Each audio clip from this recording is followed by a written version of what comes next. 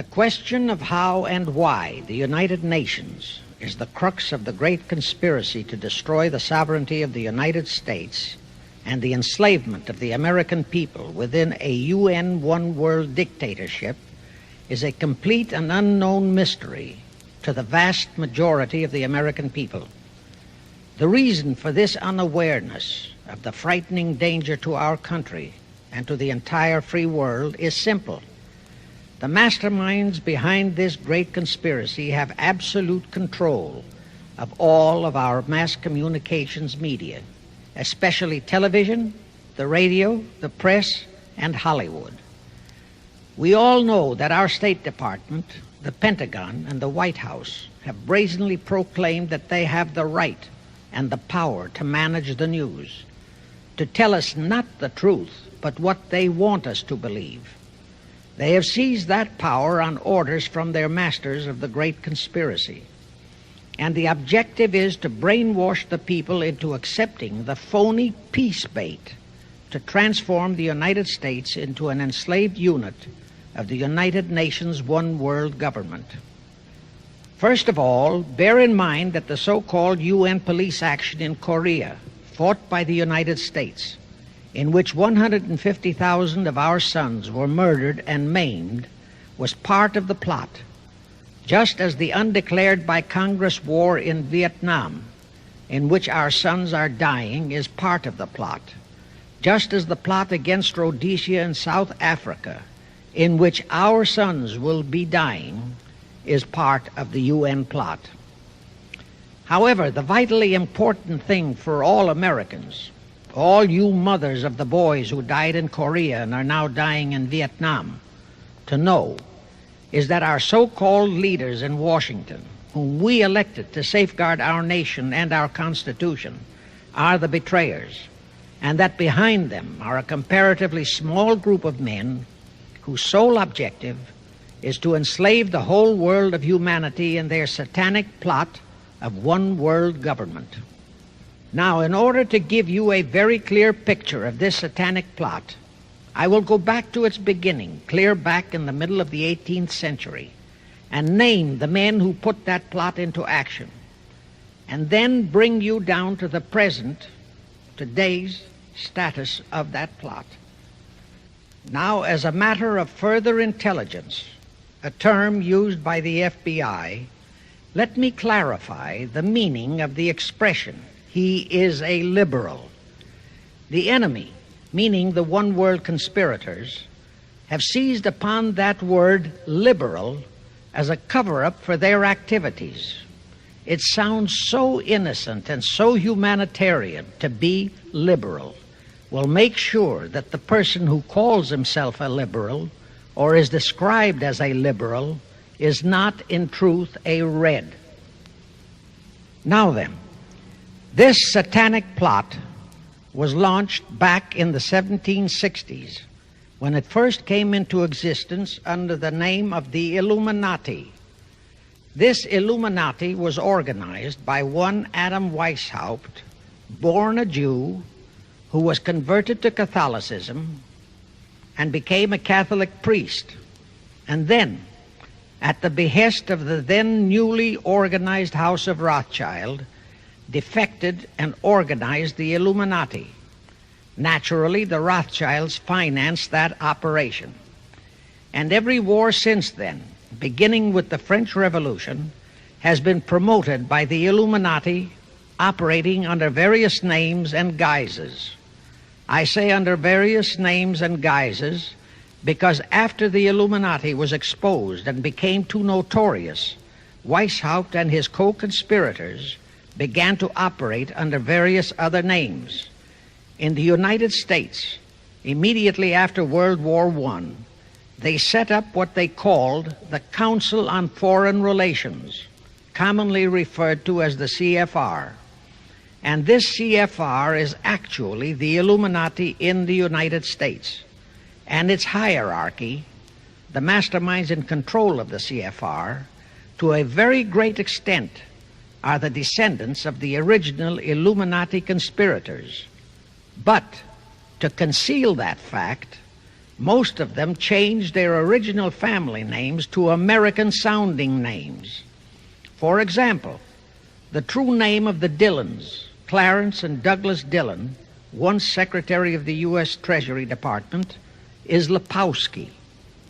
I'll come back to all this later. There is a similar establishment of the Illuminati in England, operating under the name of the British Institute of International Affairs. There are similar secret Illuminati organizations in France, Germany, and other nations operating under different names. And all these organizations, including the CFR, continuously set up numerous subsidiary or front organizations that are infiltrated into every phase of the various nations' affairs. But at all times, the operations of these organizations were and are masterminded and controlled by the internationalist bankers, who in turn were and are controlled by the Rothschilds. The details of how they accomplished the setting up of the CFR in the United States, as also in the other nations, are far too voluminous to be described in this dissertation. But you can find it complete in News Bulletin number 122, entitled UN is Spawn of the Illuminati, and News Bulletin number 123, entitled CFR Completely Unmasked as Illuminati. Both are published by the Cinema Educational Guild, Post Office Box 46205, Hollywood, California.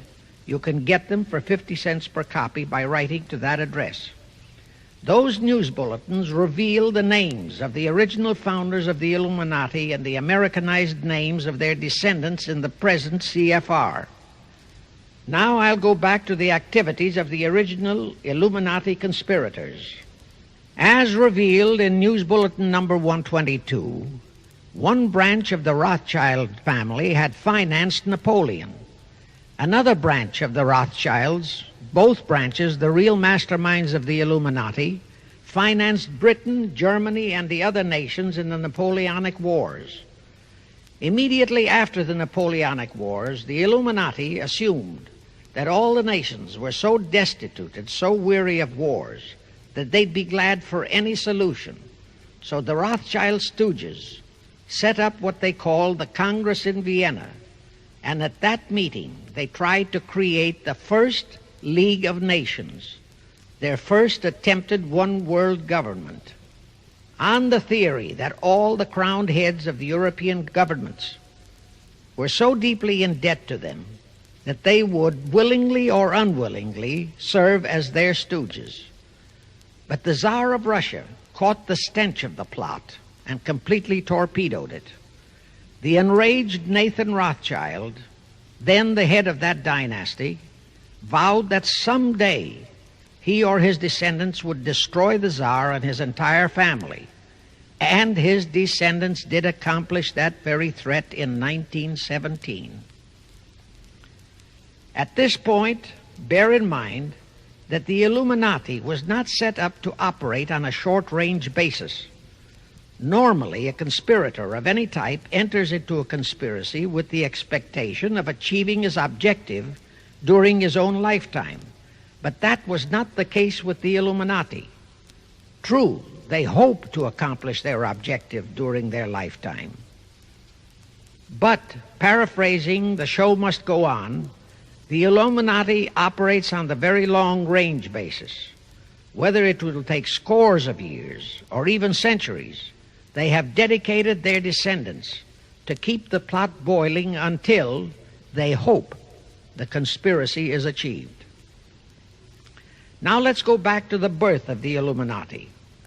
Adam Weishaupt was a Jesuit-trained professor of canon law, teaching in Ingolstadt University when he defected from Christianity to embrace the Luciferian conspiracy. It was in 1770 that the professional moneylenders, the then recently organized House of Rothschild, retained him to revise and modernize the age-old protocols of Zionism, which from the outset was designed to give the synagogue of Satan, so named by Jesus Christ, ultimate world domination, so they could impose the Luciferian ideology upon what would remain of the human race after the final social cataclysm by use of satanic despotism. Weishaupt completed his task May 1st, 1776. Now you know why May 1 is the great day with all communist nations to this very day. That was the day, May 1, 1776, that Weishaupt completed his plan and officially organized the Illuminati to put the plan into execution. That plan required the destruction of all existing governments and religions.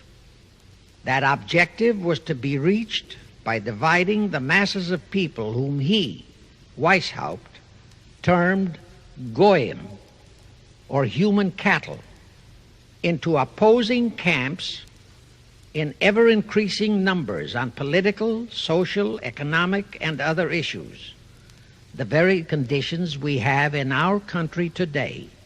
The opposing sides were then to be armed and incidents provided which would cause them to fight and weaken themselves and gradually destroy national governments and religious institutions. Again, I say, the very conditions in the world today. And at this point, let me stress a prime feature of the Illuminati plans. When and if their blueprint for world control, the protocols of the elders of Zion, is discovered and exposed, they would wipe all the Jews off the face of the earth in order to divert suspicions from themselves. If you think this is far-fetched, bear in mind that they permitted Hitler, a liberal socialist himself, who was financed by Krupp, Kennedy, the Warburgs, and the Rothschilds, to incinerate 600,000 Jews. Now, just why did the conspirators choose the word Illuminati for their satanic organization? Weishaupt himself said that the word is derived from Lucifer and means holders of the light, using the lie that his objective was to bring about a one-world government to enable those with mental ability to govern the world and prevent all wars in the future. In short, using the word peace on earth as his bait, exactly as that same bait, peace, was used by the 1945 conspirators to foist the United Nations on us. Weishaupt, financed, I repeat, by the Rothschilds, recruited some 2,000 paid followers. These included the most intelligent men in the fields of arts and letters, education, the sciences, finance, and industry. He then established lodges of the Grand Orient, Masonic lodges, to be their secret headquarters. And I again repeat that in all of this he was acting under orders from the House of Rothschild. The main features of the Weishaupt plan of operation required his Illuminati to do the following things to help them to accomplish their purpose. Number one, use monetary and sex bribery to obtain control of men already in high places in the various levels of all governments and other fields of endeavor.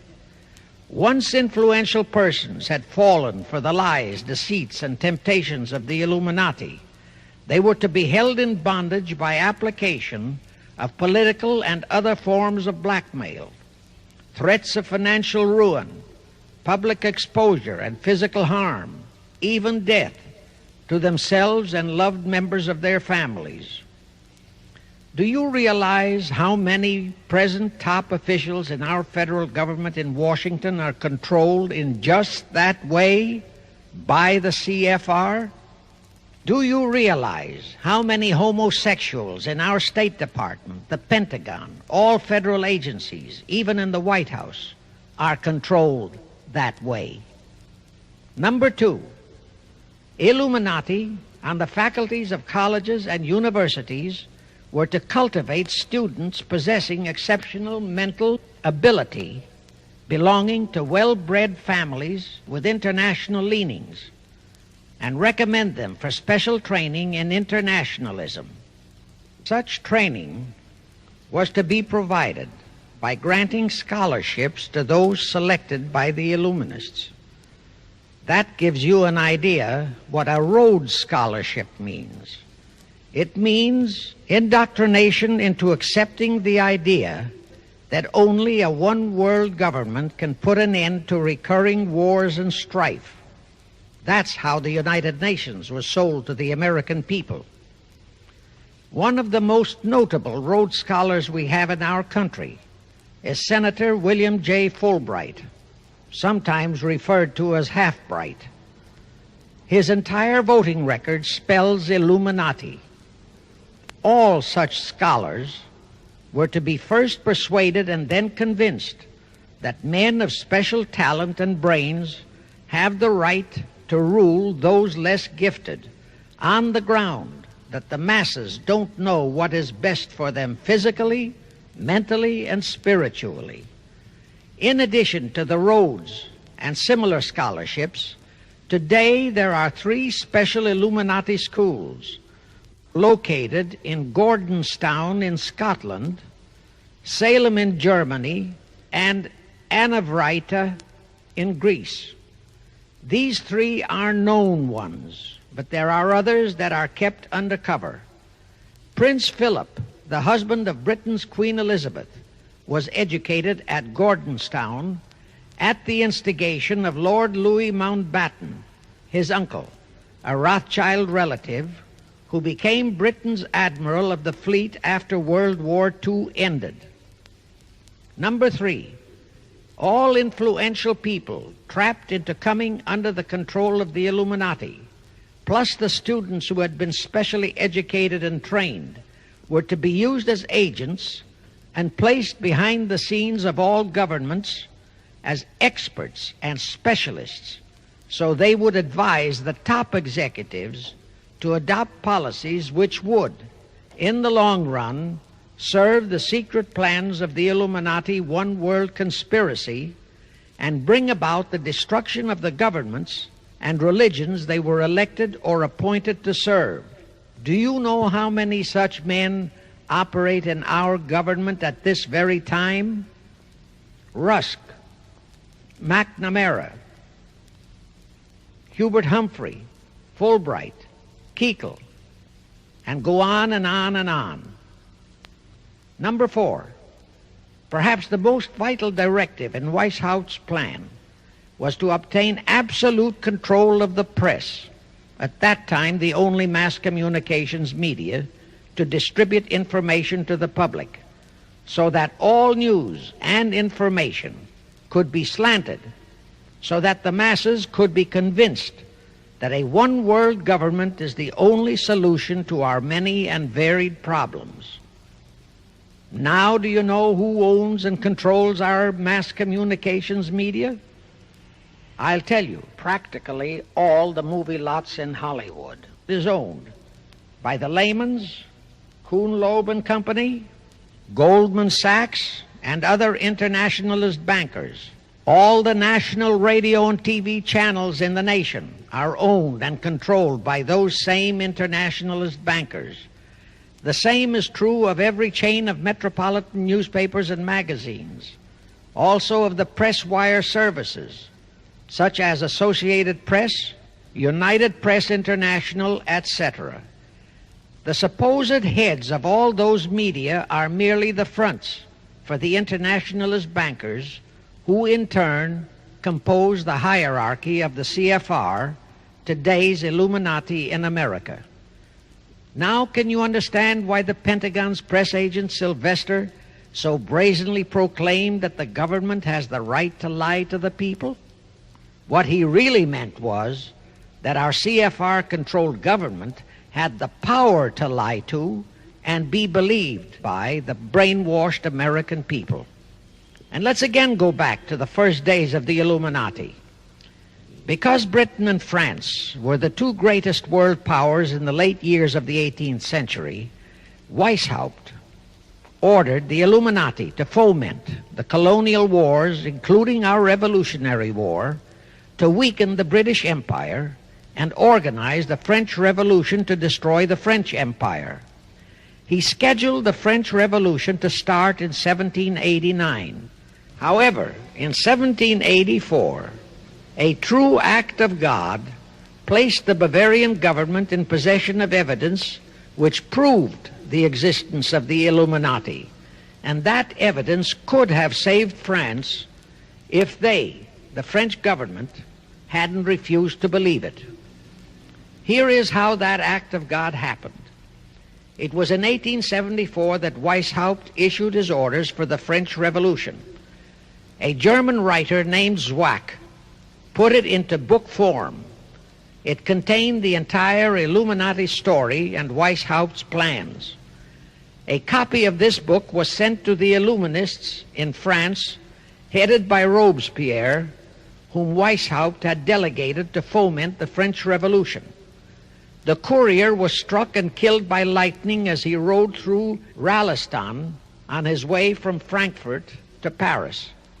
The police found the subversive documents on his body and turned them over to the proper authorities.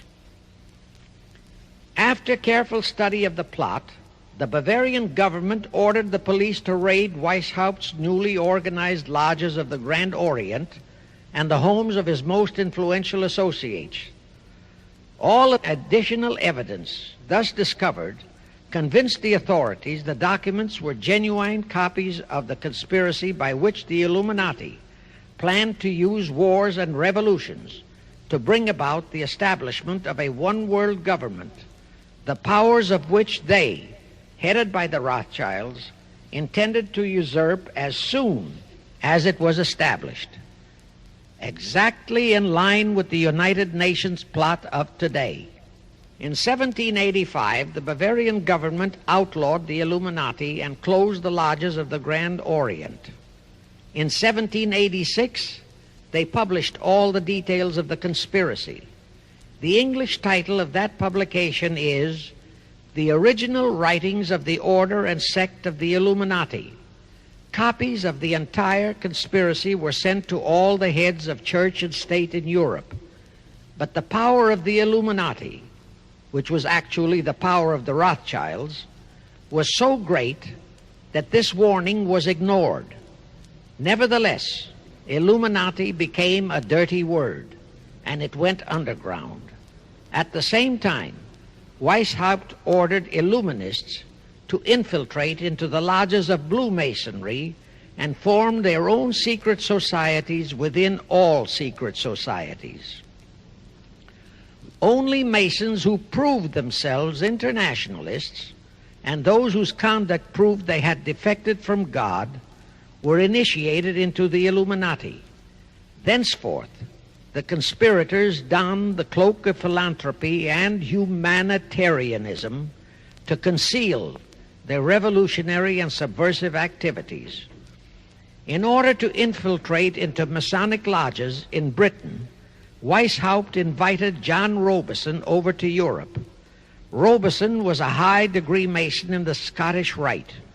He was a professor of natural philosophy at Edinburgh University and secretary of the Royal Society of Edinburgh.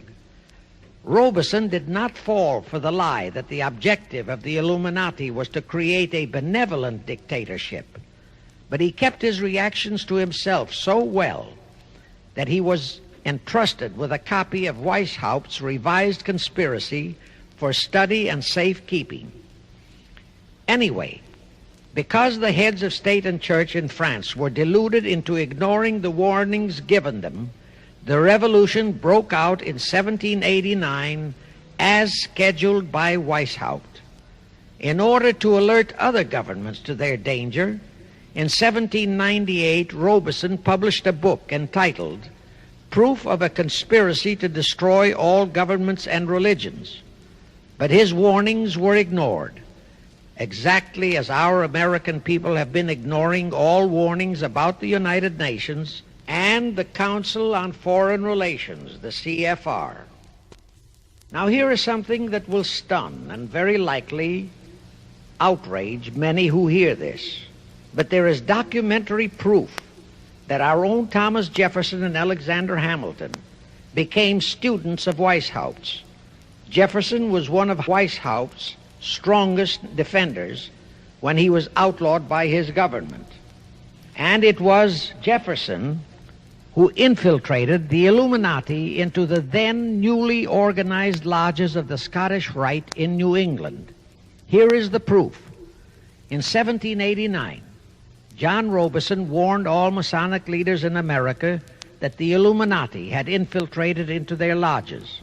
And on July 19, 1789, David Papin, president of Harvard University, issued the same warning to the graduating class and lectured them on the influence Illuminism was acquiring on American politics and religion. And to top it off, John Quincy Adams, who had organized the New England Masonic lodges, issued his warnings. He wrote 3 letters to Colonel William L. Stone, a top Mason, in which he exposed how Jefferson was using Masonic lodges for subversive, Illuministic purposes. Those 3 letters are at this very time in Rittenberg Square Library in Philadelphia. In short, Jefferson, founder of the Democratic Party, was a member of the Illuminati, which at least partly accounts for the condition of the party at this time. And through infiltrations of the Republican Party, we have exactly nothing of loyal Americanism today. That disastrous rebuff at the Congress at Vienna, created by the Tsar of Russia, did not by any means destroy the Illuminati conspiracy. It merely forced them to adopt a new strategy. Realizing that the one world idea was, for the moment, killed, the Rothschilds decided that to keep the plot alive, they'd have to do it by heightening their control of the money systems of the European nations. Earlier, by a ruse, the outcome of the Battle of Waterloo had been falsified. Rothschild had spread a story that Napoleon had won that battle. That had precipitated a terrific panic on the stock market in England. All stocks had plummeted down to practically zero, and Nathan Rothschild bought all the stocks for virtually a penny on its dollar values. That gave him complete control of the economy of Britain and virtually of all Europe. So immediately after that Congress in Vienna had boomeranged, Rothschild forced Britain to set up a new Bank of England, which he absolutely controlled, exactly as later, through Jacob Schiff, he engineered our own Federal Reserve Act, which gave the House of Rothschild a secret control of the economy in the United States. But now for a moment, let's dwell on the activities of the Illuminati in the United States. In 1826, one Captain William Morgan decided it was his duty to inform all Masons and the general public what the full truth was regarding the Illuminati, their secret plans and intended objectives, also reveal the identities of the masterminds of the conspiracy. The Illuminati promptly tried Morgan in absentia and convicted him of treason. They ordered one Richard Howard, an English Illuminist, to carry out their sentence of execution as a traitor. Morgan was warned and he tried to escape to Canada, but Howard caught up with him near the border, near the Niagara Gorge to be exact, where he murdered him. This was verified in a sworn statement made in New York by one Avery Allen to the effect that he heard Howard render his report of the execution to a meeting of Knights Templars in St. John's Hall, New York. He also told how arrangements had been made to ship Howard back to England. That Allen affidavit is on record in New York City archives. Very few Masons and very few of the general public know that general disapproval over that incident of murder caused approximately half of all the Masons in the northern jurisdiction of the United States to secede.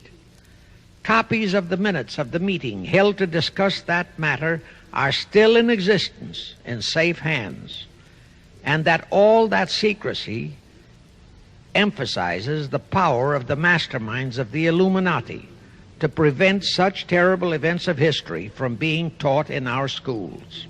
In the early 1850s, the Illuminati held a secret meeting in New York, which was addressed by a British Illuminist named Wright.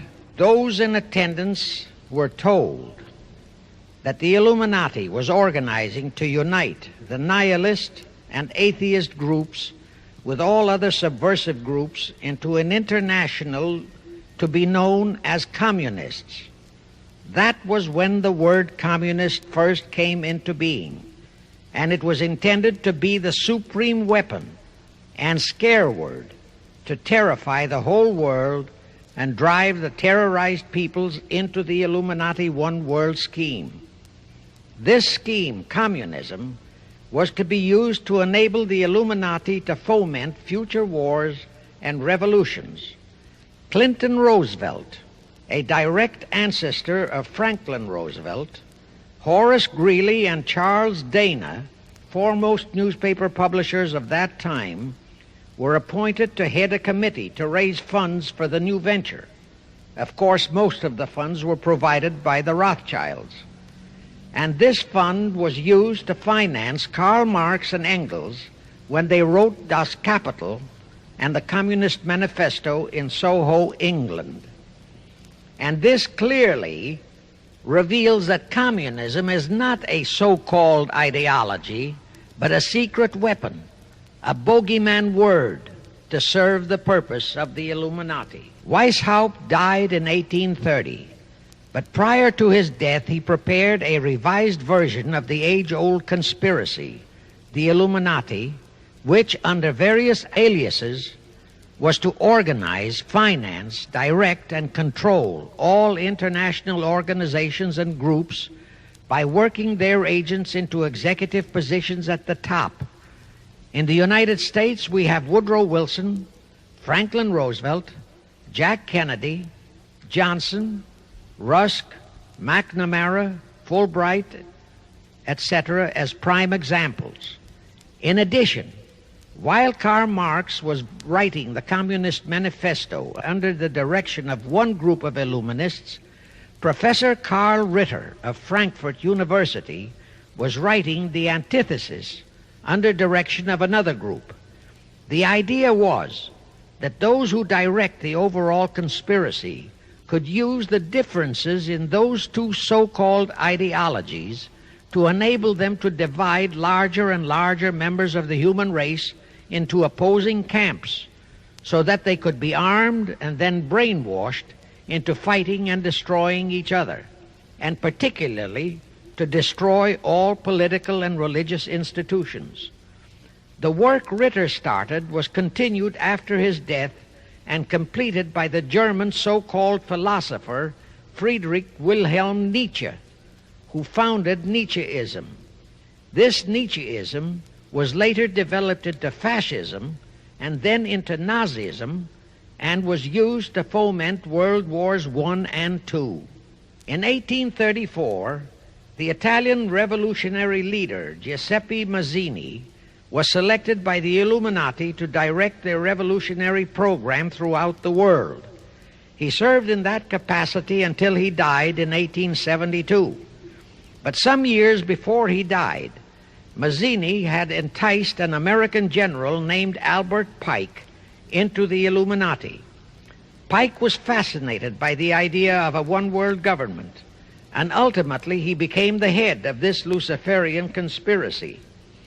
Between 1859 and 1871, he, Pike, worked out a military blueprint for 3 world wars and various revolutions throughout the world, which he considered would forward the conspiracy to its final stage in the 20th century. Again, I remind that these conspirators were never concerned with immediate success. They always operated on a long-range view. Pike did most of his work in his home in Little Rock, Arkansas. But a few years later, when the Illuminati's lodges of the Grand Orient became suspect and repudiated because of Mazzini's revolutionary activities in Europe, Pike organized what he called the New and Reformed Palladian Rite.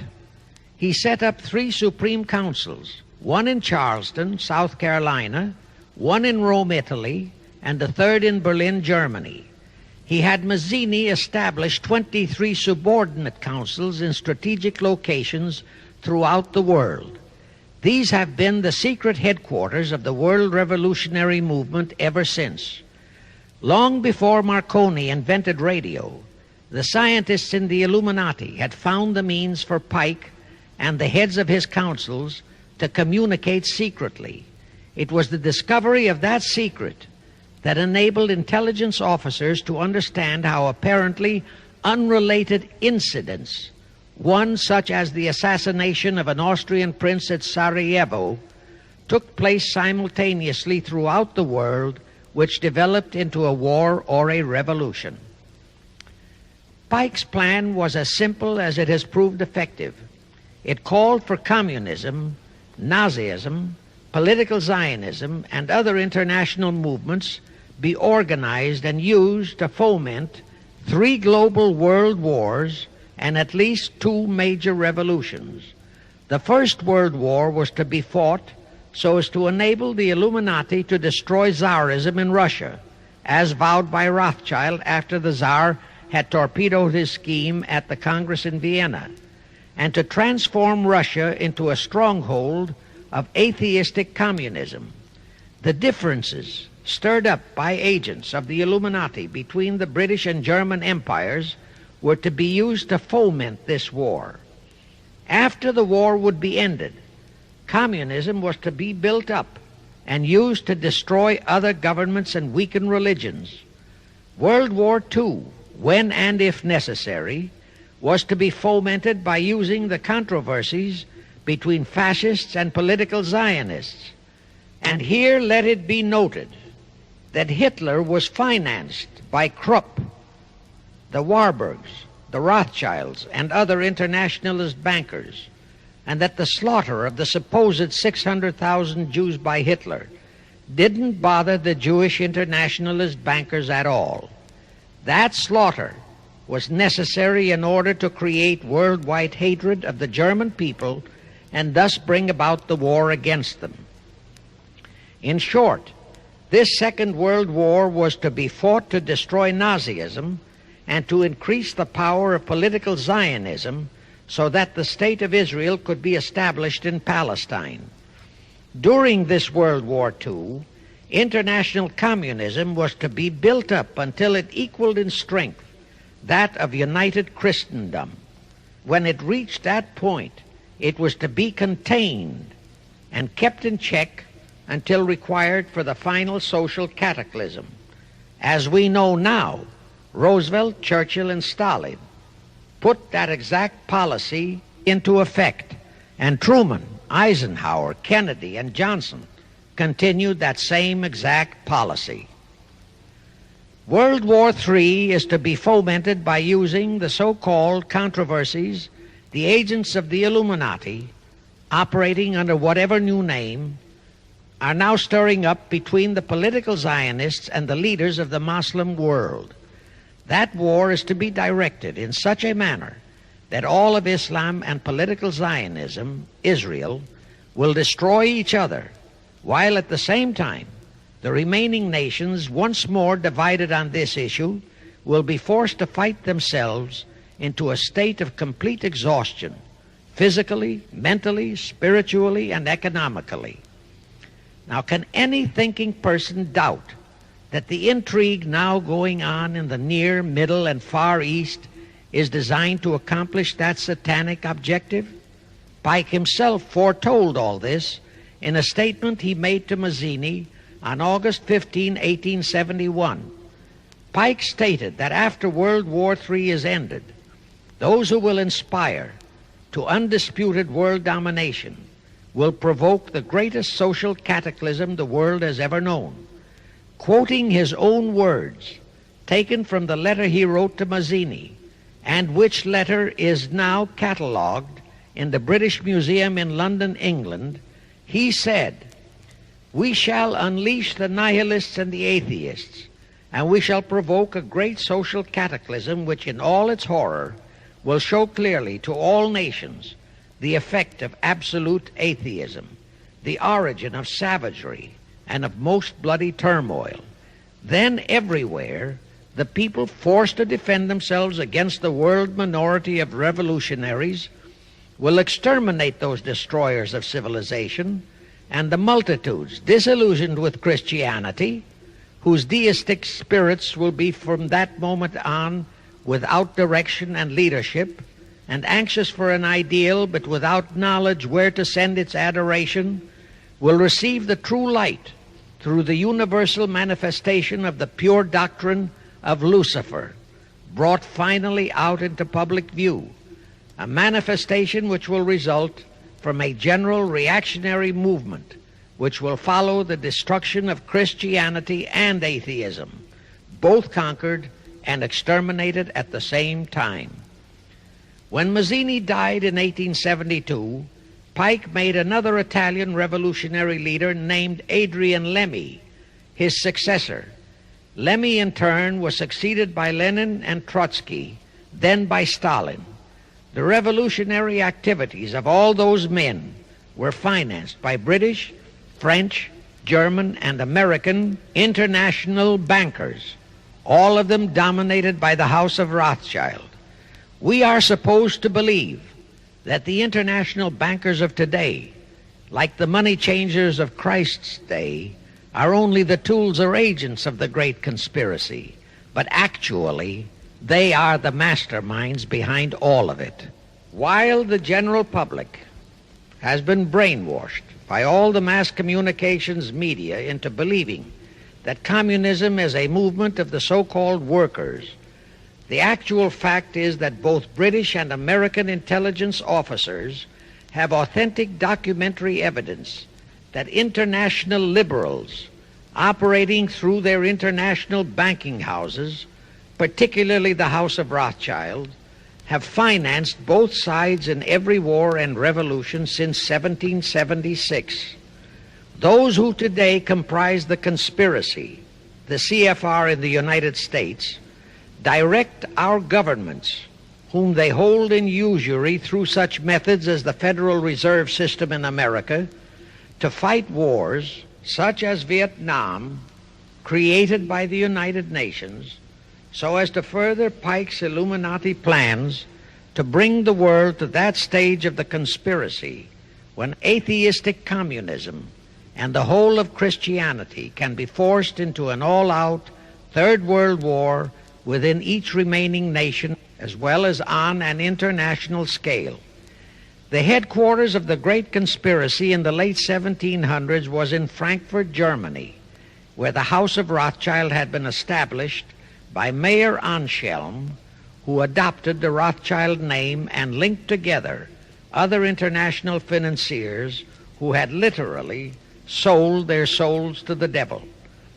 After the Bavarian government's exposure in 1786, the conspirators moved their headquarters to Switzerland, then to London. Since World War II, after Jacob Schiff, the Rothschilds' boy in America, died, the headquarters of the American branch has been in the Harold Pratt Building, New York, and the Rockefellers, originally protégés of Schiff, have taken over the manipulation of finances in America for the Illuminati.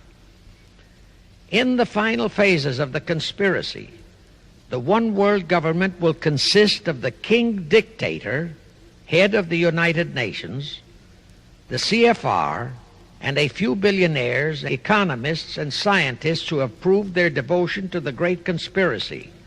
All others are to be integrated into a vast conglomeration of mongrelized humanity, actually slaves. Now let me show you how our federal government and the American people have been sucked into the one world takeover plot of the Illuminati great conspiracy. And always bear in mind that the United Nations was created to become the housing for that one world so-called liberal conspiracy. The real foundations of the plot for the takeover of the United States were laid during the period of our Civil War. Not that Weishaupt and the earlier masterminds had ever overlooked the New World. As I have previously indicated, Weishaupt had his agents planted over here as far back as the Revolutionary War. But George Washington was more than a match for them. It was during the Civil War that the conspirators launched their first concrete efforts. We know that Judah Benjamin, chief advisor of Jefferson Davis, was a Rothschild agent. We also know that there were Rothschild agents planted in Abraham Lincoln's cabinet who tried to sell him into a financial dealing with the House of Rothschild. But old Abe saw through the scheme and bluntly rejected it, thereby incurring the undying enmity of the Rothschilds, exactly as the Russian Tsar did when he torpedoed their first League of Nations at the Congress in Vienna. Investigation of the assassination of Lincoln revealed that the assassin, Booth, was a member of a secret conspiratorial group. Because there were a number of highly important government officials involved, the name of the group was never revealed, and it became a mystery, exactly as the assassination of Jack Kennedy still is a mystery. But I am sure it will not for long remain a mystery.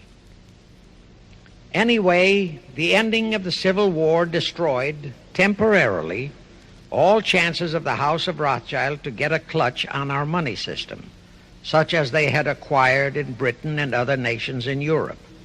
I say temporarily because the Rothschilds and the masterminds of the conspiracy never quit. So they had to start from scratch, but they lost no time in getting started. Shortly after the Civil War, a young immigrant who called himself Jacob H. Schiff arrived in New York. Jacob was a young man with a mission for the House of Rothschild. Jacob was the son of a rabbi, born in one of Rothschild's houses in Frankfurt, Germany. I won't go deeply into his background. The important point is that Rothschild recognized in him not only a potential money wizard, but more important, he also saw the latent Machiavellian qualities in Jacob that could, as it did, make him an invaluable functionary in the great one-world conspiracy. After a comparatively brief training period in the Rothschilds' London bank, Jacob left for America with instructions to buy into a banking house, which was to be the springboard to acquire control of the money system of the United States. Actually, Jacob came here to carry out 4 specific assignments. Number 1, and most important, was to acquire control of America's money system. Number 2, find desirable men who, for a price, would be willing to serve as stooges for the great conspiracy and promote them into high places in our federal government, our Congress, in the U.S. Supreme Court, and all federal agencies. Number 3, create minority group strife throughout the nations, particularly between whites and blacks.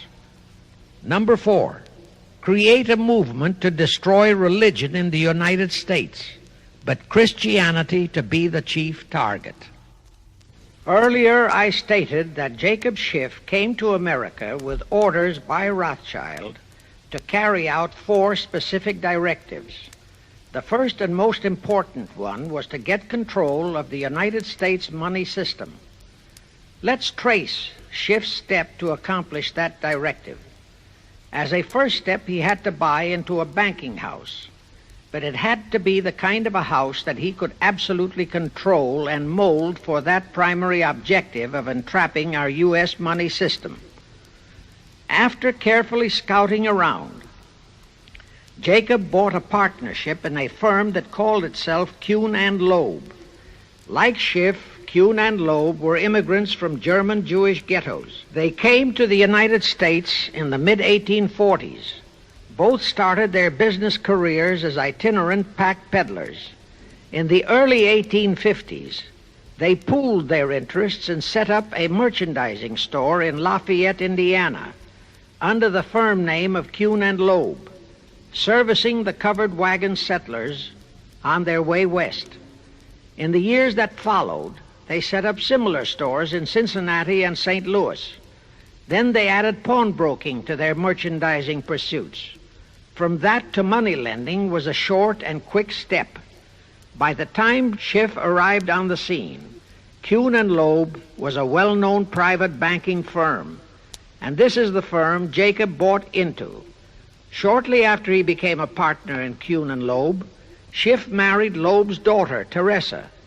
Then he bought out Kuhn's interests and moved the firm to New York, and Kuhn and Loeb became Kuhn, Loeb and Company, international bankers, with Jacob Schiff, agent of the Rothschilds, ostensibly the sole owner. And throughout his career, this blend of Judas and Machiavelli, the first hierarch of the Illuminati, great conspiracy in America, posed as a generous philanthropist and a man of great holiness, the cover-up policy set forth by the Illuminati. As I have stated, the first great step of the conspiracy was to be the entrapment of our money system. To achieve that objective, Schiff had to get full cooperation of the then big banker elements in America, and that was easier said than done. Even in those years, Wall Street was the heart of the American money mart, and J.P. Morgan was its dictator. Next in line were the Drexels and the Biddles in Philadelphia. All the other financiers, big and little, danced to the music of those three houses, but particularly to that of Morgan. All of those three were proud, haughty, arrogant potentates. For the first few years, they viewed the little bewhiskered man from the German ghettos with utter contempt. But Jacob knew how to overcome that. He threw a few Rothschild bones to them, said bones being distribution in America of desirable European stock and bond issues. Then he discovered he had a still more potent weapon in his hands in the following. It was in the decades following our Civil War that our industries began to burgeon. We had great railroads to build. The oil, mining, steel, textile industries were bursting out of their swaddling clothes. All that called for vast financing. Much of that financing had to come from abroad. That meant the House of Rothschild, and that was when Schiff came into his own. He played a very crafty game. He became the patron saint of John D. Rockefeller, Edward R. Harriman, and Andrew Carnegie. He financed the Standard Oil Company for Rocky, the railroad empire for Harriman, and the steel empire for Carnegie. But instead of hogging all the other industries for Kuhn, Loeb and Company, he opened the doors of the House of Rothschild to Morgan, Biddle, and Drexel. In turn, Rothschild arranged the setting up of London, Paris, European, and other branches for those three, but always in partnerships with Rothschild subordinates. And Rothschild made it very clear to all those men that Schiff was to be the boss in New York. Thus, at the turn of the century, Schiff had a tight control of the entire banking fraternity on Wall Street, which by then, with Schiff's help, included Lehman Brothers, Goldman Sachs, and other internationalist banks, headed by men chosen by the Rothschilds. In short, that meant control of the nation's money powers, and he was then ready for the giant step, the entrapment of our national money system.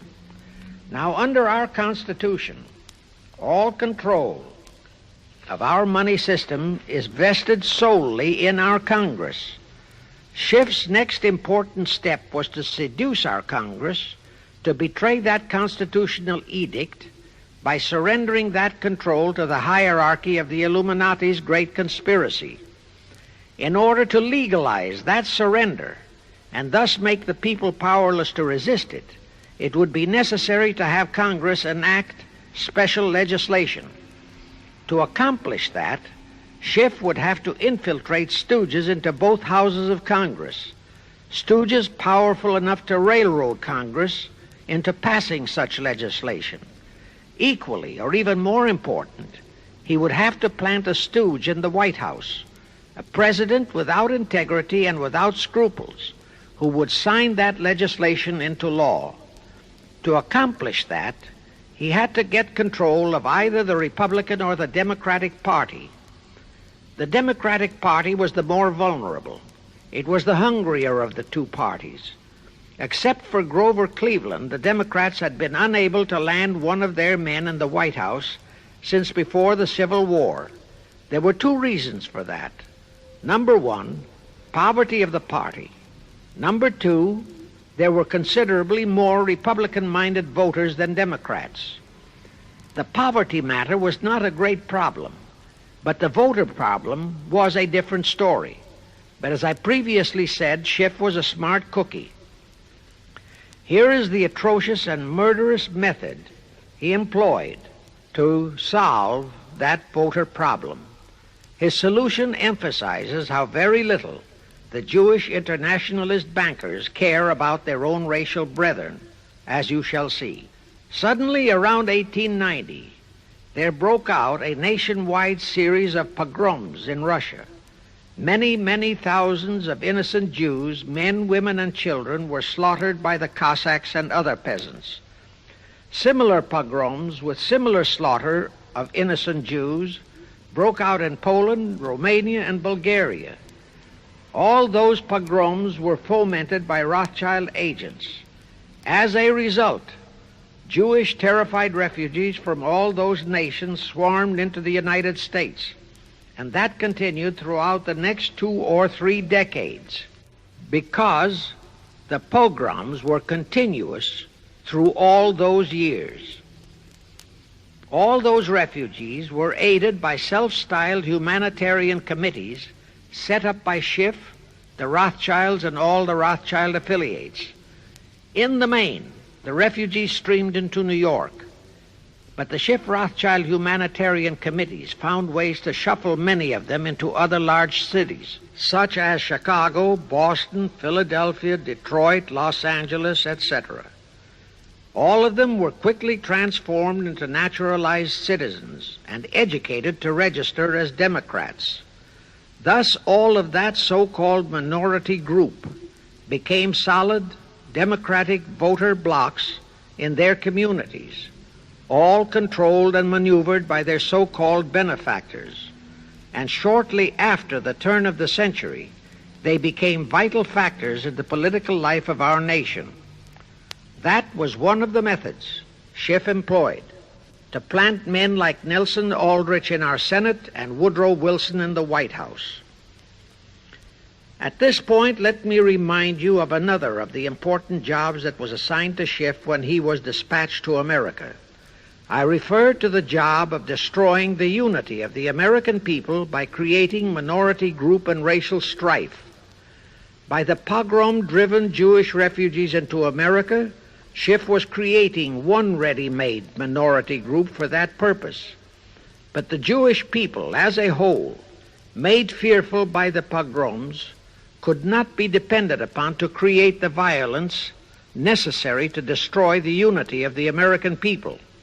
But right within America, there was an already made-to-order, although as yet a sleeping minority group, the Negroes, who could be sparked into so-called demonstrations, rioting, looting, murder, and every other type of lawlessness.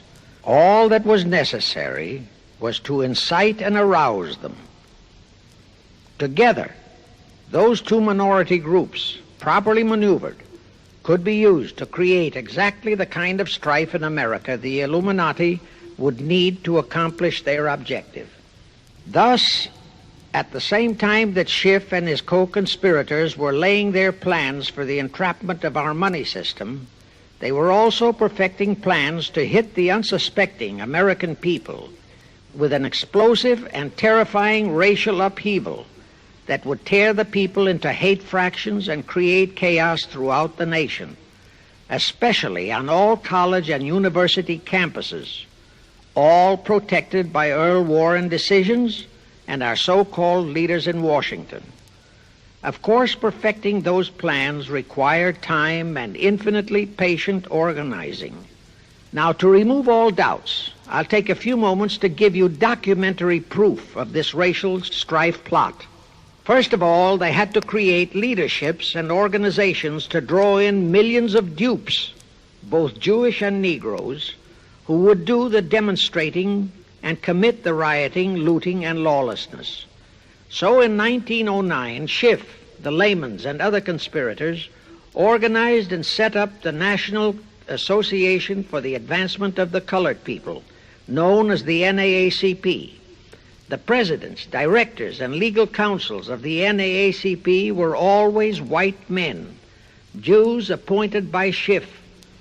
And this is the case to this very day. Then, in 1913, the Schiff Group organized the Anti-Defamation League of the B'nai B'rith, commonly known as the ADL, to serve as the Gestapo and hatchet man outfit for the entire great conspiracy. Today, this sinister ADL maintains over 2,000 agencies in all parts of the country, and they advise and completely control every action of the NAACP, core of the Urban League, of all the other so-called Negro civil rights organizations throughout the nation, including such leaders as Martin Lucifer King, Stokely Carmichael, Bayard Rustin, and others of that ilk. In addition, the ADL acquired absolute control of the advertising budgets of many department stores, hotel chains, and TV and radio industrialist sponsors, also advertising agencies, in order to control practically all the mass communications media and force every loyal newspaper to slant and falsify the news, and to further incite and at the same time create sympathy for the lawlessness and violence of the Negro mobs. Here is documentary proof of the beginning of their deliberate plot to foment the Negroes into all their lawlessness. Around 1910, one Israel Zangwill wrote a play entitled The Melting Pot. It was sheer propaganda to incite the Negroes and Jews, because the play purportedly visualized how the American people were discriminating against and persecuting Jews and Negroes. At that time, nobody seemed to realize that it was a propaganda play. It was that cleverly written. The propaganda was well wrapped up in the truly great entertainment in the play, and it was a big Broadway hit. Now, in those years, the legendary diamond Jim Brady used to throw a banquet at the famous Delmonico restaurant in New York after the opening performance of a popular play. He threw such a party for the cast of The Melting Pot, its author, producer, and chosen Broadway celebrities. By then, I'd already made a personal mark on the Broadway theater and was invited to that party. There I met George Bernard Shaw and a Jewish writer named Israel Cohen.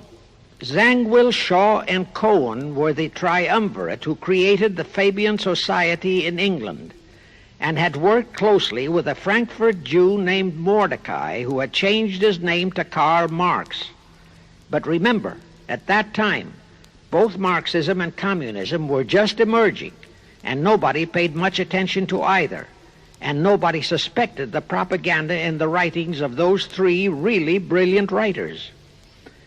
At that banquet, Israel Cohen told me he was then engaged in writing a book which was to be a follow-up on Zangwill's The Melting Pot.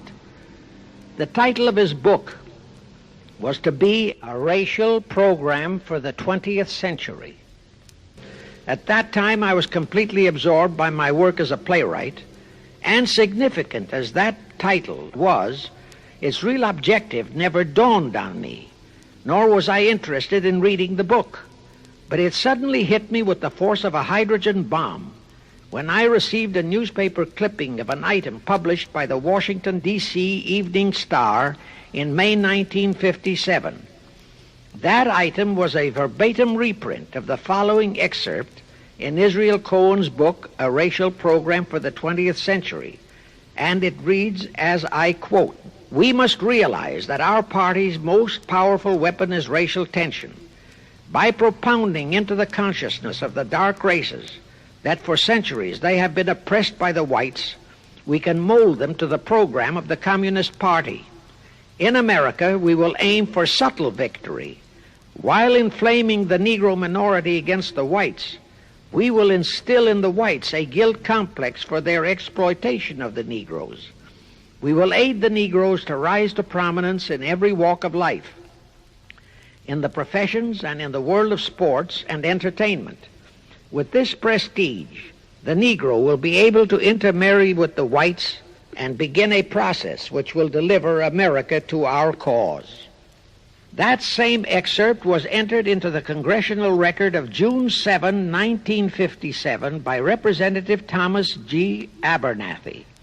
Thus the authenticity of that passage in Cohen's book was fully established. But the one question that remained in my mind was whether it represented the official policy or plot of the Communist Party or just a personal expression of Cohen himself.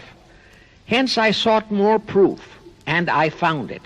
In an official pamphlet published in 1935 by the New York Communist Party's official Workers' Library Publishers, that pamphlet was entitled "The Negroes in a Soviet America." It urged the Negroes to rise up, form a Soviet state in the South, and apply for admission to the Soviet Union. It contained a firm pledge that the revolt would be supported by all American Reds and all so-called liberals. On page 38, it promised that a Soviet government would confer greater benefits to Negroes than to whites. And again, this official communist pamphlet pledged that, I quote, "Any act of discrimination or prejudice against a Negro will become a crime under the revolutionary law," unquote. That statement proved that the excerpt in Israel Cohen's book, published in 1913, was an official edict of the Communist Party and directly in line with the Illuminati blueprint for world revolution issued by Weishaupt and later by Albert Pike. Now there's only one question, and that is to prove that the communist regime is directly controlled by the American Jacob Schiff and London Rothschild masterminds of the Great Conspiracy. A little later, I will provide that proof that will remove even a remote doubt that the Communist Party as we know it was created by those masterminds, capitalists if you will note, that Schiff, the Warburgs, and the Rothschilds planned and financed the entire Russian Revolution, also the murder of the Tsar and his family, and that Lenin, Trotsky, and Stalin took their orders directly from Schiff and the other capitalists whom they supposedly are fighting. Now can you see why the vile Earl Warren and his equally vile co-Supreme Court justices issued that infamous and treasonous desegregation decision in 1954? It was to aid and abet the plot of the Illuminati conspirators to create tension and strife between Negroes and whites. Can you see why the same Earl Warren issued his decision prohibiting Christian prayers and Christmas carols in our schools? It was done to destroy Christianity. Can you see why Eisenhower, despite all the rigid constitutional prohibitions, sent federal troops into a southern state to enforce the desegregation decision? Why Kennedy did likewise? And can you see why Johnson and 66 senators, despite the protests of 90% of the American people, voted for the Consular Treaty, which opens our entire country to Russian spies and saboteurs? All those 66 senators are 20th century Benedict Arnolds. It is up to you and you, all of the American people, to force Congress, our elected servants, to haul in those American traitors for impeachments, and that when proven guilty, they all be given the punishment prescribed for traitors who aid and abet our enemies. And that includes the forcing of rigid investigations by Congress of the CFR and all their fronts, such as the ADL, the NAACP, SNCC, and such Illuminati tools as Martin Lucifer King. Such investigations will completely unmask all the leaders in Washington and the Illuminati and all their affiliations and affiliates as traitors carrying out the Illuminati plot. It will completely unmask the United Nations as the intended crux of the entire plot and force Congress to take the U.S. out of the UN and hurl the UN out of the U.S. In fact, it will destroy the UN and the entire plot. Before I close this phase, I wish to reiterate and stress one vital point, which I urge you to never forget if you wish to save our country for your children and their children. Here is the point. Every unconstitutional and unlawful act committed by Woodrow Wilson, by Franklin Roosevelt, by Truman, Eisenhower, and Kennedy, and are now being committed by Johnson, is exactly in line with the Illuminati conspirators' centuries-old plot outlined by Weishaupt and Albert Pike. Every vicious decision issued by the traitorous Earl Warren and his equally traitorous Supreme Court justices was directly in line with what the Illuminati blueprint required. That all the treason committed by our State Department under Rusk and earlier by John Foster Dulles and Marshall, also all the treason committed by McNamara and his predecessors, is directly in line with that same Illuminati blueprint for the takeover of the world. Also the amazing treason by various members of our Congress, especially by the 66 senators who signed for the Consular Treaty, has been committed on orders from the Illuminati. Now I will go back to Jacob Schiff's entrapment of our money system and the treasonous actions that followed.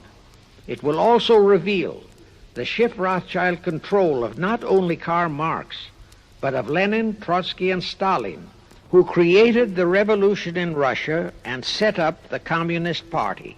It was in 1908 that Schiff decided the time had come for his seizure of our money system.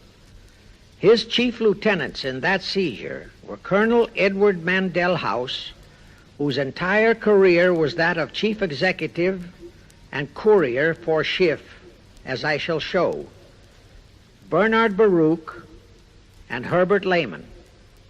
In the fall of that year, they assembled in secret conclave at the Jekyll Island Hunt Club, owned by J.P. Morgan at Jekyll Island, Georgia. Among those present were J.P. Morgan, John D. Rockefeller, Colonel House, Senator Nelson Aldrich, Schiff, Stillman and Vanderlip of the New York National City Bank, W. and J. Seligman, Eugene Meyer, Bernard Baruch, Herbert Lehman, Paul Warburg, in short, all of the international bankers in America, all of them members of the hierarchy of the Illuminati's great conspiracy. A week later, they emerged with what they called the Federal Reserve System. Senator Aldrich was the stooge who was to railroad it through Congress. But they held that railroading in abeyance for one chief reason. They would first have to plant their man, an obedient stooge, in the White House to sign the Federal Reserve Act into law. They knew that even if the Senate would pass that act unanimously, the then newly elected President Taft would promptly veto it. So they waited. In 1912, their man, Woodrow Wilson, was elected to the presidency. Immediately after Wilson was inaugurated, Senator Aldrich railroaded the Federal Reserve Act through both houses of Congress, and Wilson promptly signed it, and the Federal Reserve Act became law. That heinous act of treason was committed in December 23, 1913, 2 days before Christmas, when all the members of Congress, except for several carefully picked representatives and 3 equally carefully picked senators, were away from Washington. How heinously treasonous was that act? I'll tell you. Our founding fathers knew full well the power of money. They knew that whoever had that power held the destiny of our nation in his hands.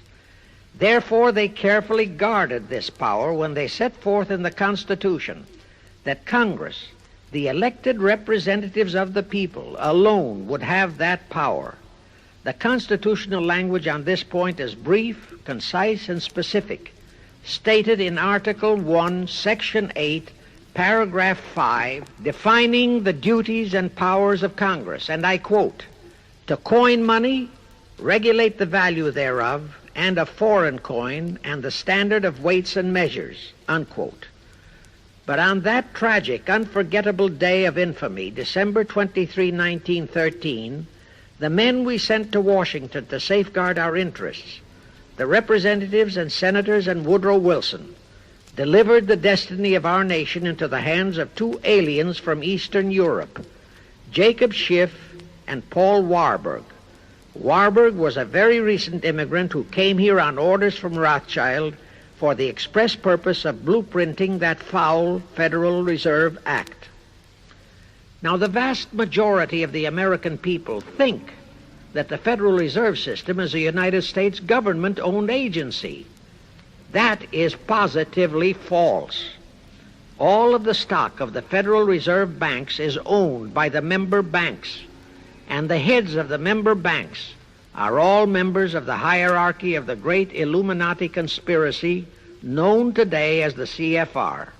The details of that act of treason in which many traitorous so-called Americans participated are far too long for this recording, but all those details are available in a book entitled The Federal Reserve Conspiracy, written by Eustace Mullins. In that book, Mullins tells the entire horrifying story and backs it up with unquestionable documentations. Aside from it being a truly fascinating and shocking story of that great betrayal, every American should read it as a matter of vital intelligence for the time when the whole American people will finally come awake and smash the entire conspiracy. And with God's help, that awakening will surely come. You can get a copy of that book from the publishers, the Christian Educational Association, 530 Chestnut Street, Union, New Jersey. Now, if you think that those aliens and their by accident of birth American co-conspirators would be content with just the control of our money system, you're in for another very sad shock. The Federal Reserve System gave the conspirators complete control of our money system, but it in no way touched the earnings of the people, because the Constitution positively forbids what is now known as the 20% withholding tax. But the Illuminati blueprint for one-world enslavement called for the confiscation of all private property and control of individual earning powers. This, and Karl Marx stressed that feature in his blueprint, had to be accomplished by a progressive graduated income tax. As I stated, such a tax could not lawfully be imposed upon the American people. It is succinctly and expressly forbidden by our Constitution. Thus, only an amendment to the Constitution could give the federal government such confiscatory powers. Well, that too was not an insurmountable problem for our Machiavellian plotters. The same elected leaders in both houses of Congress and the same Mr. Woodrow Wilson, who signed the infamous Federal Reserve Act into law, amended the Constitution to make the federal income tax, known as the 16th Amendment, a law of the land. Both are illegal under our Constitution. In short, the same traitors signed both betrayals, the Federal Reserve Act and the 16th Amendment, into law. However, it seems that nobody ever realized that the 16th Amendment was set up to rob, and I do mean rob, the people of their earnings via the income tax provision. The plotters didn't fully use that provision until World War II, when that great humanitarian, Franklin Roosevelt, applied a 20% withholding tax on all small wage earners and up to 90% on higher incomes. Oh, of course, he faithfully promised that it would be only for the duration of the war. But what was a promise to such a charlatan who in 1940, when he was running for his third term, kept proclaiming, I say again and again and again that I will never send American boys to fight on foreign soil. Remember? He was proclaiming that even as he was already preparing to plunge us into World War II by enticing the Japanese into that sneak attack on Pearl Harbor to furnish him with his excuse. And before I forget, let me remind you that another charlatan named Woodrow Wilson used exactly that same campaign slogan in 1916. His slogan was, "Re-elect the man who will keep your sons out of the war." Exactly the same formula, exactly the same promises. But wait, as Al Jolson used to say, you ain't heard nothing yet. That 16th Amendment income tax trap was intended to confiscate, rob, the earnings only of the common herd, you and me. It was not intended to even touch the huge incomes of the Illuminati gang, the Rockefellers, the Carnegies, the Lehmans, and all the other conspirators. So together with that 16th Amendment, they created what they called the tax-free foundations. That would enable the conspirators to transform their huge wealth into such so-called foundations and avoid payment of virtually all income taxes. The excuse for it was that the earnings of those tax-free foundations would be devoted to humanitarian philanthropy. So we now have the several Rockefeller foundations, the Carnegie Endowment Fund, the Ford Foundation, the Mellon Foundation, and hundreds of similar tax-free foundations. And what kind of philanthropy do these foundations support? Well, they finance all the civil rights groups that are creating all the chaos and rioting all over the country. They finance the Martin Lucifer Kings. The Ford Foundation finances the Center for the Study of Democratic Institutions in Santa Barbara, commonly referred to as Moscow West, and which is headed by Wonderboy Hutchins, Walter Reuther, Irwin Canham, and others of that ilk. In short, the tax-free foundation financed those who are doing the job for the Illuminati Great Conspiracy.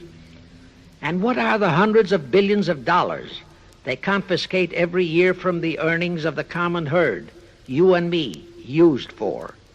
Well, for one thing, there's the foreign aid gimmick, which gave billions to communist Tito, plus gifts of hundreds of jet planes, many of which were turned over to Castro, plus the costs of training communist pilots so that they can the better shoot down our planes, billions to Red Poland, billions to India, billions to Sukarno, billions to other enemies of the United States.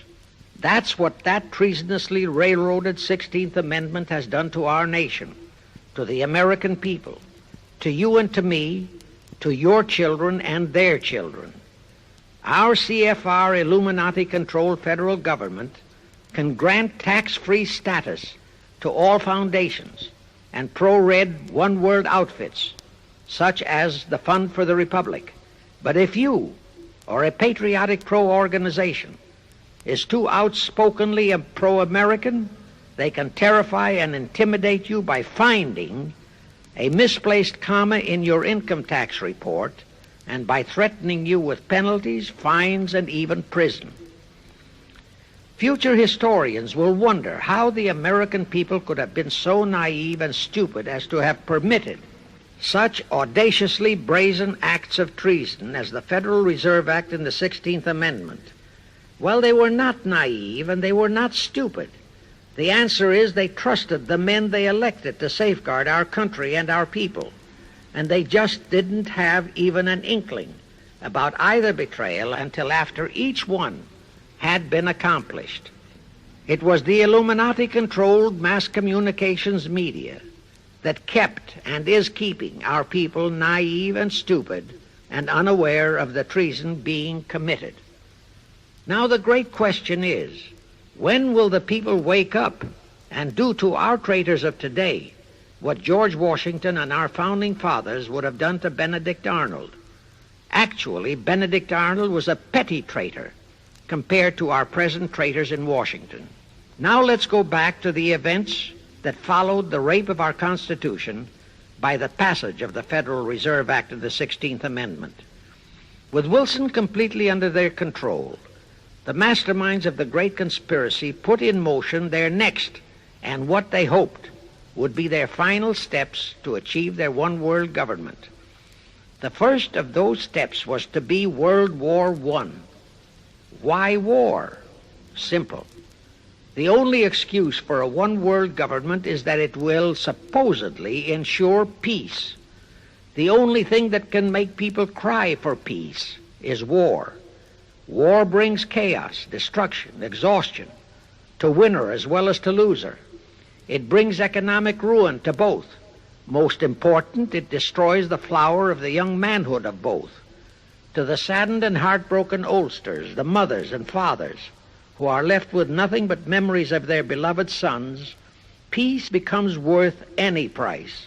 And that is the emotion upon which the conspirators depend for the success of their satanic plot.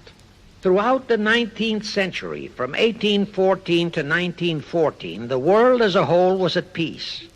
Such wars as the Franco-Prussian, our own Civil War, the Russo-Japanese War, were what might be termed local disturbances that did not affect the rest of the world. All the great nations were prosperous, the peoples staunchly nationalistic and fiercely proud of their sovereignties. It was utterly unthinkable that the French and the German peoples would be willing to live under a one-world government, or the Turks and the Russians, or the Chinese and the Japanese. Even more unthinkable that a Kaiser Wilhelm or a Franz Joseph or a Tsar Nicholas or any monarch would willingly and meekly surrender his throne to a one-world government. But bear in mind that the peoples in all nations are the real power, and only one thing, war, could make the peoples yearn and clamor for a peace-ensuring one-world government. But it would have to be a frightful and horribly devastating war. It could not be just a local disturbing war between just two nations. It would have to be a world war. No major nation must be left untouched by the horrors and devastation of such a war. The cry for peace must be made universal. Actually, that was the format set by the Illuminati and Nathan Rothschild at the turn of the 19th century.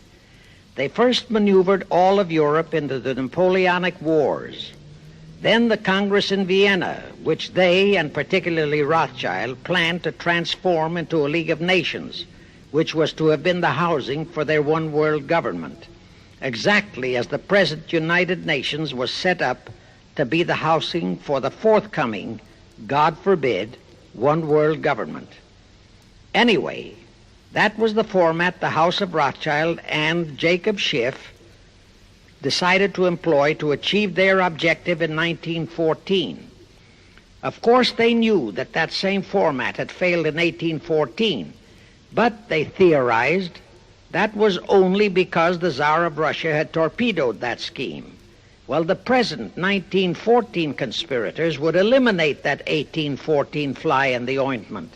They'd make sure that after the New World War, they were conspiring there'd be no Tsar of Russia around to throw monkey wrenches into the machinery. I won't go into how they accomplished this first step to launch a world war.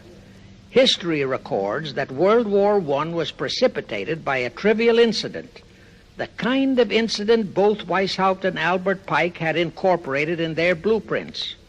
That incident was the assassination of an Austrian archduke, arranged by the Illuminati masterminds. The war followed.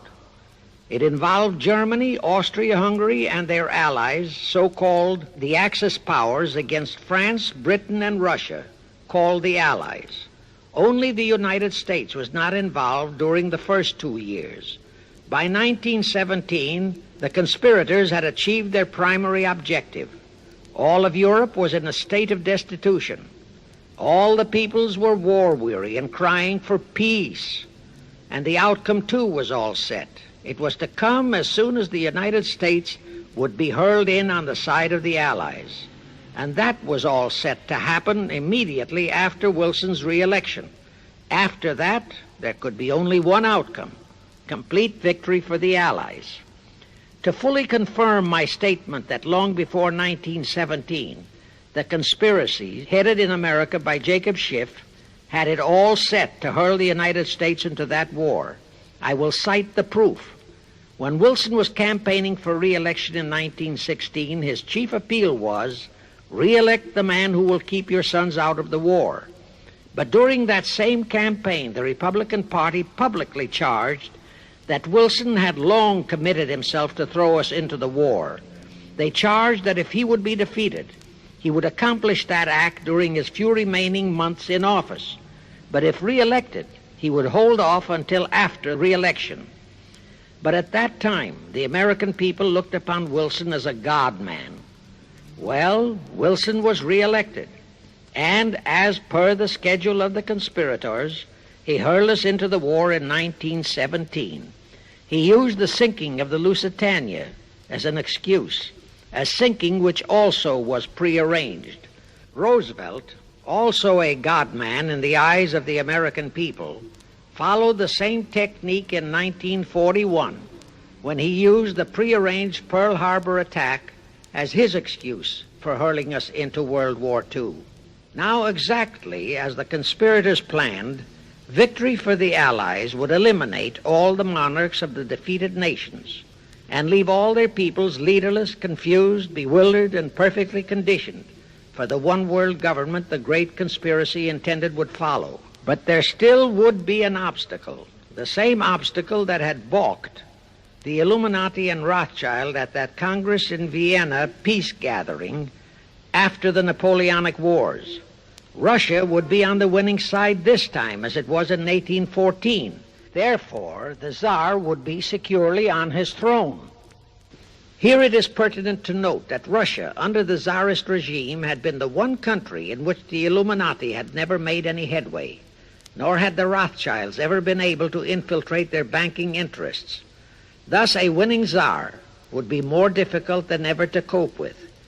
Even if he could be enticed into a so-called League of Nations, it was a foregone conclusion that he would never, but never go for a one-world government.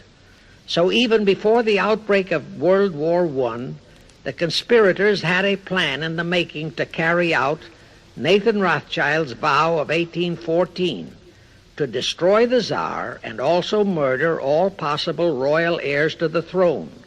And it would have to be done before the close of the war, and the Russian Bolsheviki were to be their instruments in this particular plot. From the turn of the century, the chiefs of the Bolsheviki were Nikolai Lenin, Leon Trotsky, and later Joseph Stalin. Of course, those were not their true family names. Prior to the outbreak of the war, Lenin headquartered in Paris. After the outbreak, Switzerland became his haven. Trotsky's headquarters were on the Lower East Side in New York, largely the habitat of Russian Jewish refugees. Both Lenin and Trotsky were similarly bewhiskered and unkempt. In those days, that was the badge of Bolshevism. Both lived well, yet neither had a regular occupation. Neither had any visible means of support, yet both always had plenty of money. All those mysteries were solved in 1917. Right from the outset of the war, strange and mysterious goings-on were taking place in New York. Night after night, Trotsky darted furtively in and out of Jacob Schiff's palatial mansion. And in the dead of those same nights, there were gatherings of hoodlums of New York's Lower East Side, all of them Russian refugees, at Trotsky's headquarters, and all were going through some mysterious sort of training process. But it was all shrouded in mystery. Nobody talked, although it did leak out that Schiff was financing all of Trotsky's activities. Then suddenly Trotsky vanished. So did approximately 300 of his trained hoodlums. Actually, they were on the high seas in a Schiff-chartered ship bound for a rendezvous with Lenin and his gang in Switzerland. And on that ship was $20 million in gold, the $20 million Schiff provided to finance the Bolsheviki takeover of Russia. In anticipation of Trotsky's arrival, Lenin prepared to throw a party in his Switzerland hideaway. Men of the very highest places in the world were to be guests at that party. Among them were the mysterious Colonel Edward Mandell House, Woodrow Wilson's mentor and palsy-walsy, and more important, Schiff's special and confidential messenger. Another of the expectant guests was Warburg of the Warburg banking clan in Germany, who were financing the Kaiser, and whom the Kaiser had rewarded by making him chief of the secret police of Germany. In addition, there were the Rothschilds of London and Paris, also Litvinov, Kaganovich, Stalin, who was then head of a train and bank-robbing gang of bandits. He was known as the Jesse James of the Urals. And here I must remind that England and France were then long in war with Germany, and that on February 3, 1917, Wilson had broken off all diplomatic relations with Germany. Therefore, Warburg, Colonel House, the Rothschild, and all those others were enemies.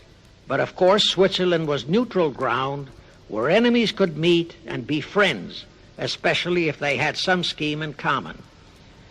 That Lenin party was very nearly wrecked by an unforeseen incident. The Schiff-chartered ship on its way to Switzerland was intercepted and taken into custody by a British warship. But Schiff quickly rushed orders to Wilson to order the British to release the ship intact with the Trotsky hoodlums and the gold. Wilson obeyed. He warned the British that if they refused to release the ship, the United States would not enter the war in April as he had faithfully promised a year earlier. The British heeded the warning. Trotsky arrived in Switzerland, and the Lenin party went off as scheduled. But they still faced what ordinarily would have been the insurmountable obstacle of getting the Lenin-Trotsky band of terrorists across the border into Russia. Well, that's where Brother Warburg, chief of the German secret police, came in. He loaded all those thugs into sealed freight cars and made all the necessary arrangement for their secret entry into Russia. The rest is history. The revolution in Russia took place, and all members of the royal Romanov family were murdered. Now, my chief objective is to establish beyond even a remote doubt that communism, so-called, is an integral part of the Illuminati's great conspiracy for the enslavement of the entire world, that communism, so-called, is merely their weapon and bogeyman word to terrify the peoples of the whole world, and that the conquest of Russia and the creation of communism was in great part organized by Schiff and the other international bankers right in our own city of New York. A fantastic story? Yes. Some might even refuse to believe it. Well, for the benefit of any doubting Thomas, I will prove it by reminding that just a few years ago, Charlie Knickerbocker, a Hearst newspaper columnist, published an interview with John Schiff, grandson of Jacob, in which young Schiff confirmed the entire story and named the figure old Jacob contributed, $20 million. If anybody still has even a remote doubt that the entire menace of communism was created by the masterminds of the great conspiracy right in our own city of New York, I will cite the following historical fact. All records show that when Lenin and Trotsky engineered the capture of Russia, they operated as heads of the Bolsheviki party. Now, Bolshevism is a purely Russian word. The masterminds realized that Bolshevism could never be sold as an ideology to any but the Russian people. So in April 1918, Jacob Schiff dispatched Colonel House to Moscow with orders to Lenin, Trotsky, and Stalin to change the name of their regime to the Communist Party and to adopt the Karl Marx Manifesto as the constitution of the Communist Party. Lenin, Trotsky, and Stalin obeyed. And that year of 1918 was when the Communist Party and the menace of communism came into being.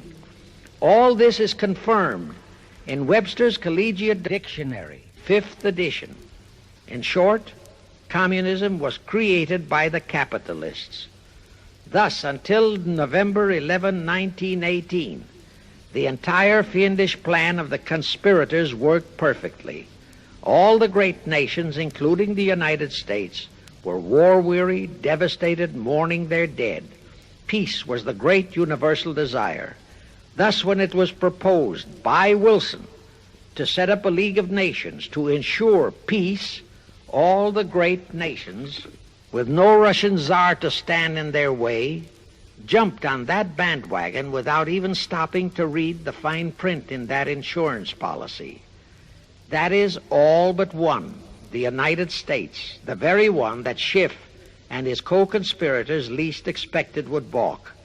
And that was their one fatal mistake in that early plot. You see, when Schiff planted Woodrow Wilson in the White House, the conspirators assumed that they had the United States in the proverbial bag. Wilson had been perfectly built up as a great humanitarian.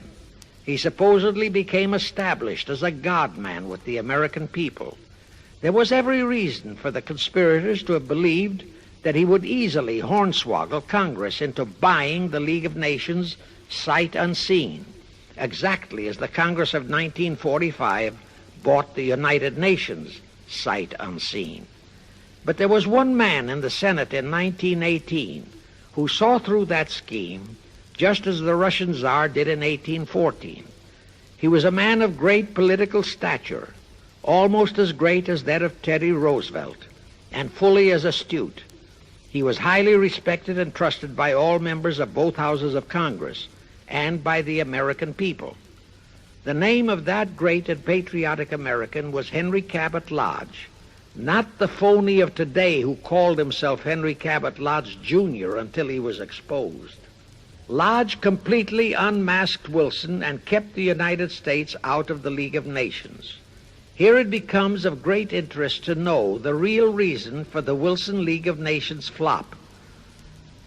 As I previously stated, Schiff was sent to the United States to carry out 4 specific assignments. Number 1, and most important, was to acquire complete control of the U.S. money system. Number 2, as outlined in the original Weishaupt Illuminati blueprint, he was to find the right kind of men to serve as stooges for the great conspiracy and promote them into the highest offices in our federal government, our Congress, our U.S. Supreme Court, and all federal agencies, such as the State Department, the Pentagon, the Treasury Department, etc. Number 3, destroy the unity of the American people by creating minority group strife throughout the nation, especially between the whites and blacks as outlined in Israel Cohen's book. Number 4, create a movement to destroy religion in the United States, with Christianity to be the chief target or victim. In addition, he was strongly reminded of the imperative directive in the Illuminati blueprint to achieve full control of all mass communications media, to be used to brainwash the people into believing and accepting all of the maneuverings of the great conspiracy. Schiff was warned that only control of the press, at that time our only mass communications media, would enable him to destroy the unity of the American people. Now then, Schiff and his co-conspirators did set up the NAACP, the National Association for the Advancement of the Colored People, in 1909. And in 1913, he set up the Anti-Defamation League of the B'nai B'rith. Both were to create the necessary strife. But in the early years, the ADL operated very timidly, perhaps for fear of a pogrom-like action by an aroused and enraged American people. And the NAACP was practically dormant because its white leadership didn't realize that they would have to develop firebrand Negro leaders, such as Martin Lucifer King, for one, to spark the then completely satisfied and contented mass of Negroes. In addition, he, Schiff, was busy developing and infiltrating the stooges to serve in all high places in our Washington government, and in the job of acquiring control of our money system and the creation of the 16th Amendment. He also was very busy with the organizing of the plot for the takeover of Russia. In short, he was kept so busy with all those jobs that he completely overlooked the supreme job of acquiring complete control of our mass communications media, That oversight was the direct cause for Wilson's failure to lure the United States into the League of Nations, because when Wilson decided to go to the people to overcome the opposition of the lodge-controlled Senate, despite his established but phony reputation as a great humanitarian, he found himself faced by a solidly united people and by a loyal press whose only ideology was Americanism and the American way of life. At that time, due to the ineptness and ineffectiveness of both the ADL and the NAACP, there were no organized minority groups, no Negro problems, no so-called anti-Semitic problem to sway the people's thinking. There were no lefts, there were no rights, no prejudices for crafty exploitations. Thus, Wilson's League of Nations appeals fell on deaf ears. That was the end of Woodrow Wilson, the conspirator's great humanitarian. He quickly abandoned his crusade and returned to Washington, where he shortly died an imbecile brought on by syphilis. And that was the end of the League of Nations as a corridor into one world government. Of course, that debacle was a terrible disappointment to the masterminds of the Illuminati conspiracy. But they were not discouraged. As I have previously stressed, this enemy never quits. They simply decided to reorganize and try from scratch again. By this time, Schiff was very old and slow. He knew it. He knew that the conspiracy needed a new, younger, and more active generalship. So, on his orders, Colonel House and Bernard Baruch organized and set up what they called the Council on Foreign Relations, the new name under which the Illuminati would continue to function in the United States. The hierarchy, officers and directors of the CFR, is composed principally of descendants of the original Illuminati, many of whom had abandoned their old family names and acquired new Americanized names. For one example, we have Dillon, who was Secretary of Treasury of the United States, whose original name was Lepowski. Another example is Paley, head of the CBS TV channel, whose true name is Polinsky. The membership of the CFR is approximately 1,000 in number and contains the heads of virtually every industrial empire in America, such as Blau, president of the U.S. Steel Corporation, Rockefeller, king of the oil industry, Henry Ford II, and so on. And, of course, all the international bankers, also the heads of the tax-free foundations, are officers and or active CFR members.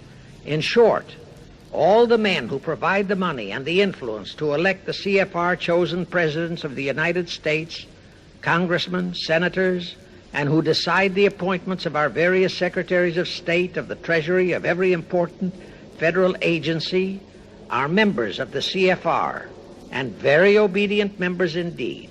Now, just to cement that fact, I will mention the names of a few of the United States presidents who were members of the CFR. Franklin Roosevelt, Herbert Hoover, Dwight D. Eisenhower, Jack Kennedy. Others who were considered for the presidency are Thomas E. Dewey, Adlai Stevenson, Nixon, and Vice President of a CFR subsidiary, Barry Goldwater. Among the important cabinet members of the various administrations, we have John Foster Dulles, Allen Dulles, Cordell Hull, John J. McCloy, Morgenthau, Clarence Dillon, Rusk, McNamara, and just to emphasize the red color of the CFR, we have as members such men as Alger Hiss, Ralph Bunche, Pasvolsky, Harry Dexter White, real name Weiss, Owen Lattimore, Philip Jeffy, etc., etc. Simultaneously, they were flooding thousands of homosexuals and other blackmailable characters into all the federal agencies from the White House down. Remember Johnson's great friend Jenkins and Bobby Baker? Now, there were many jobs the new CFR had to accomplish. They required much help. So their first job was to set up various subsidiaries to whom they assigned special objectives. I can't name all the subsidiaries in this recording, but the following are a few. The Foreign Policy Association, FPA, the World Affairs Council, WAC, the Business Advisory Council, BAC, the notorious ADA, Americans for Democratic Action, virtually headed by Walter Reuther, the notorious 1313 in Chicago. Barry Goldwater was, and no doubt still is, a vice president of one of the CFR subsidiaries. In addition, the CFR set up special committees in every state in the Union, to whom they assigned the various local state operations. Simultaneously, the Rothschilds set up similar CFR-like control groups in England, France, Germany, and other nations to control world conditions and cooperate with CFR to bring about another world war. But the CFR's first and foremost job was to get complete control of our mass communications media. The control of the press was assigned to Rockefeller. Thus, Henry Luce, who recently died, was financed to set up a number of national magazines, among them Life, Time, Fortune, and others, which publish USSR in America. The Rockefellers also directly or indirectly financed the Cowles Brothers Look magazine and a chain of newspapers. They also financed a man named Sam Newhouse to buy up and build a chain of newspapers all over the country. And the late Eugene Meyer, one of the founders of CFR, bought the Washington Post, Newsweek, the weekly magazine, and other publications. At the same time, CFR began to develop and nurture a new breed of scurrilous columnists and editorial writers, such as Walter Lippmann, Drew Pearson, the Alsops, Herbert Matthews, Irwin Canham, and others of that ilk, who called themselves liberals, who proclaimed that Americanism is isolationism, that isolationism is warmongerism, that anti-communism is anti-Semitism and racism. All that took time, of course, but today our entire press, except for some local small-town papers and weeklies published by patriotic organizations, is completely controlled by CFR stooges, and thus they finally succeeded in breaking us up into a nation of quarreling, wrangling, squabbling, hating factions. Now, if you still wonder about the slanted news and outright lies you read in your paper, you have the answer. To the Lehmans, Goldman Sachs, Kuhn Loeb, and the Warburgs, the CFR assigned the job of getting control of the motion picture industry, Hollywood, radio and television, and believe you me, they succeeded. If you still wonder about the strange propaganda broadcasts by the Ed Murrows, Chet Huntley, Howard K. Smith, Eric Severide, Drew Pearson, and others of that ilk, you have the answer. If you wonder about all the smut, sex, pornography, and mixed marriage films you see in your movie theater and on your TV set, all of which is demoralizing our youth, you have the answer. The whole story of the CFR conspiracy takeover of our mass communications media is far too long to include in this recording, but you can find it in the News Bulletin number 125, entitled How to Get the Reds Out of Communications Media. It was published and brought up to date by the Cinema Educational Guild.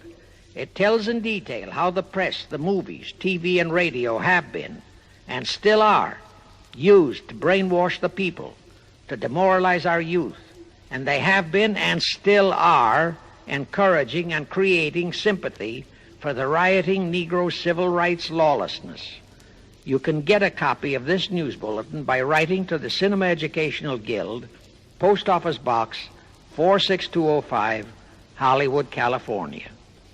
Now, to refresh your memory, let's go back for a moment.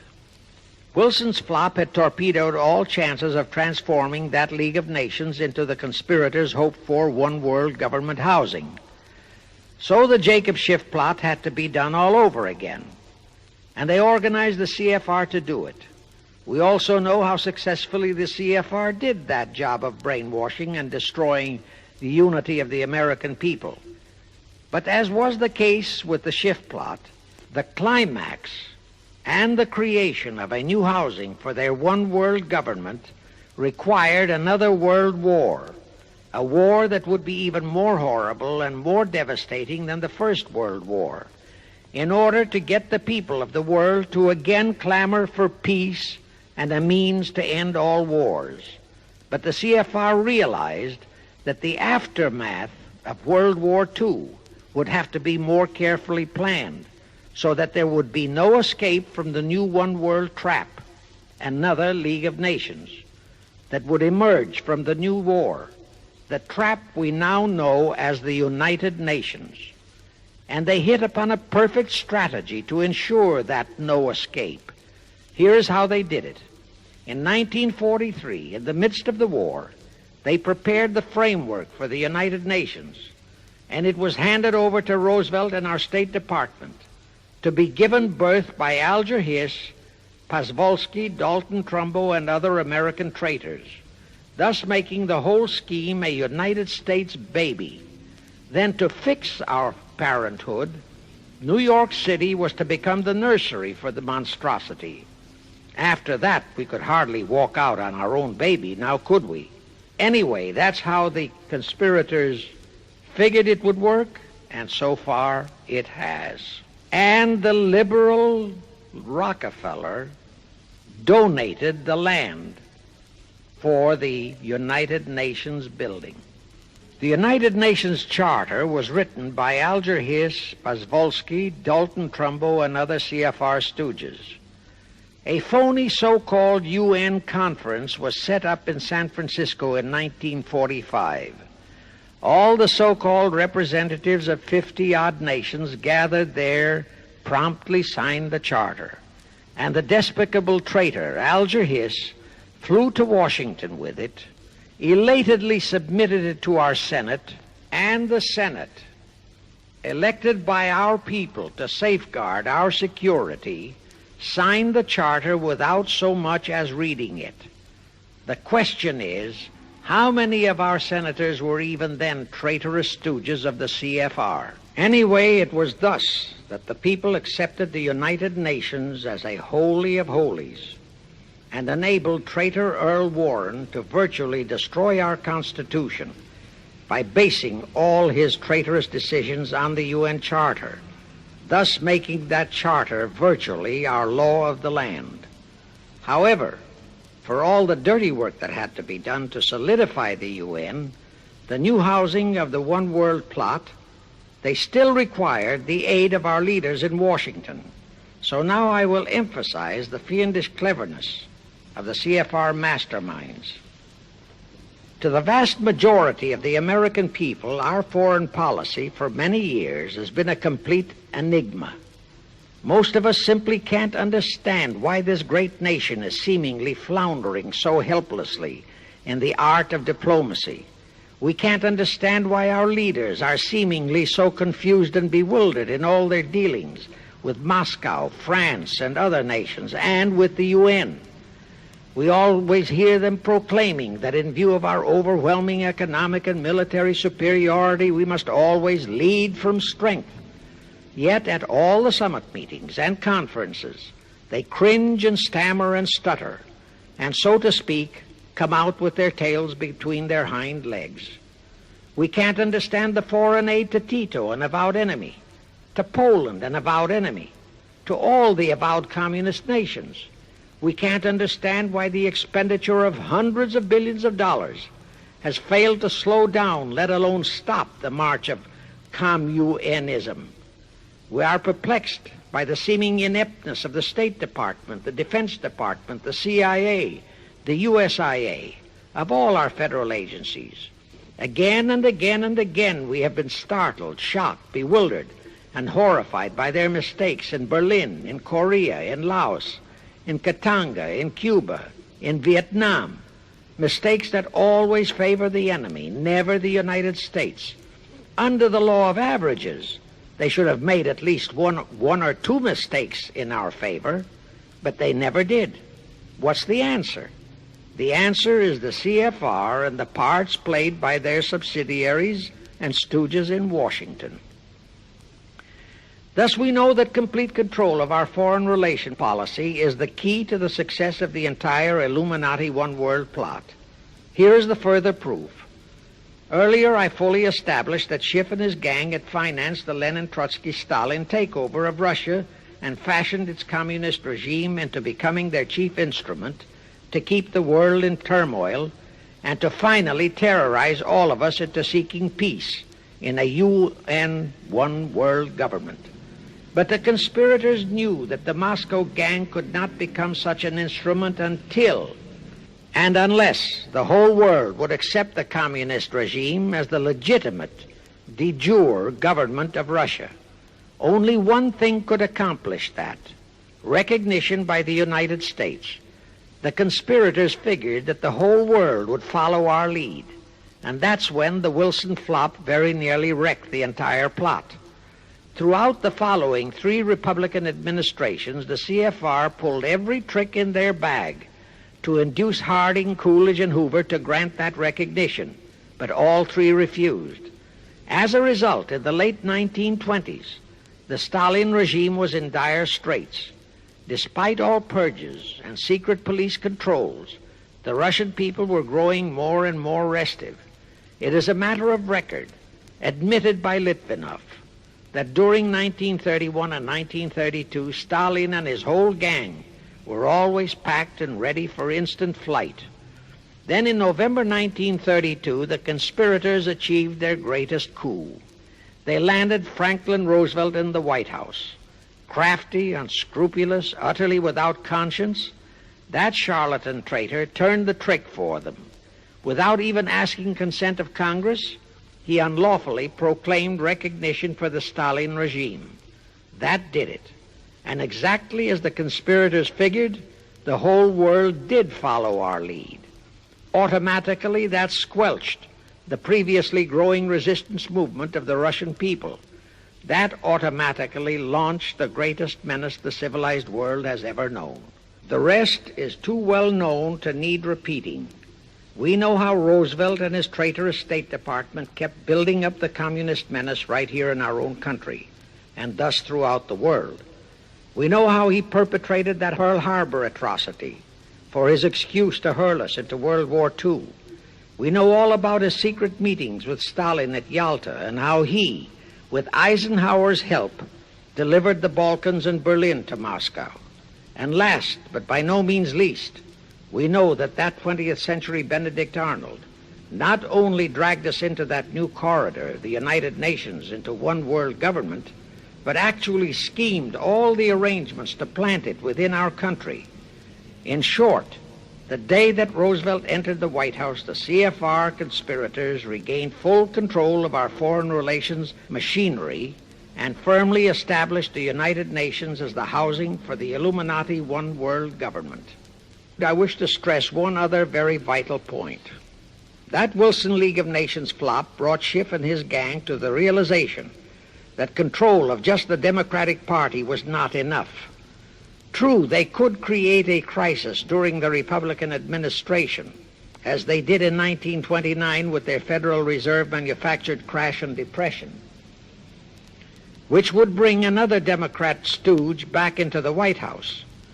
But they realized that a 4-year disruption in their control of our foreign relation policies could play havoc with the progress of their conspiracy. It could even break up their entire strategy, as it almost did before Roosevelt saved it with his recognition of the Stalin regime. Thereupon, after that Wilson debacle, they began to formulate plans to achieve control of both of our national parties. But that posed a problem for them. Manpower, stooges in the Republican Party, also added manpower for the Democratic Party, because control of just the man in the White House would not be enough. They'd have to provide that man with trained stooges for his entire cabinet, men to head the State Department, the Treasury Department, the Pentagon, the CIA, the USIA, etc. In short, every member of the various cabinets would have to be a chosen tool of the CFR, such as Rusk and McNamara, also all undersecretaries and assistant secretaries. That would give the conspirators absolute control of all our policies, both domestic and, most important, foreign. That course of action would require a reserve pool of trained stooges, instantaneously ready for administrative changes and for all other exigencies. All such stooges would of necessity have to be men of national reputation, high in the esteem of the people, but they would have to be men without honor, without scruple, without conscience, men who would be vulnerable to blackmail. It is needless for me to stress how well the CFR succeeded. The immortal Joe McCarthy fully revealed that there are thousands of such security risks in all federal agencies. Scott McCloud unmasked thousands more, and you know the price Otepka has had to pay and is still paying for his expositions before a Senate committee of the traitors in the State Department. And you know that the men in the State Department who delivered Cuba to Castro have not only been shielded, but promoted. To the crux of the whole one-world government plot and the maneuvering necessary to create another League of Nations to house such a government. As I have already stated, the conspirators knew that only another world war was vital for the success of their plot. It would have to be such a horrifying world war that the peoples of the world would cry out for the creation of some kind of a world organization that could assure everlasting peace. But how could such a war be brought about? All the European nations were at peace. None had any quarrels with their neighboring nations. And certainly their tools in Moscow wouldn't dare to start a war. Even Stalin realized that it would mean the overthrow of his regime unless so-called patriotism would weld the Russian people behind him. But the conspirators had to have a war. They had to find or create some kind of an incident to launch it. And they found it in a little inconspicuous and repulsive little man who called himself Adolf Hitler. Hitler, an impecunious Austrian house painter, had been a corporal in the German army. He made the defeat of Germany into a personal grievance. He began to rabble-rouse about it in the Munich, Germany area. He began to spout about restoring the greatness of the German Empire and the might of the German soldiery. He advocated the restoration of the old German military to be used to conquer the whole world. Strangely enough, Hitler, the little clown that he was, could deliver a rabble-rousing speech, and he did have a certain kind of magnetism. But the new authorities in Germany didn't want any more wars, and they promptly threw the obnoxious Austrian house painter into a prison cell.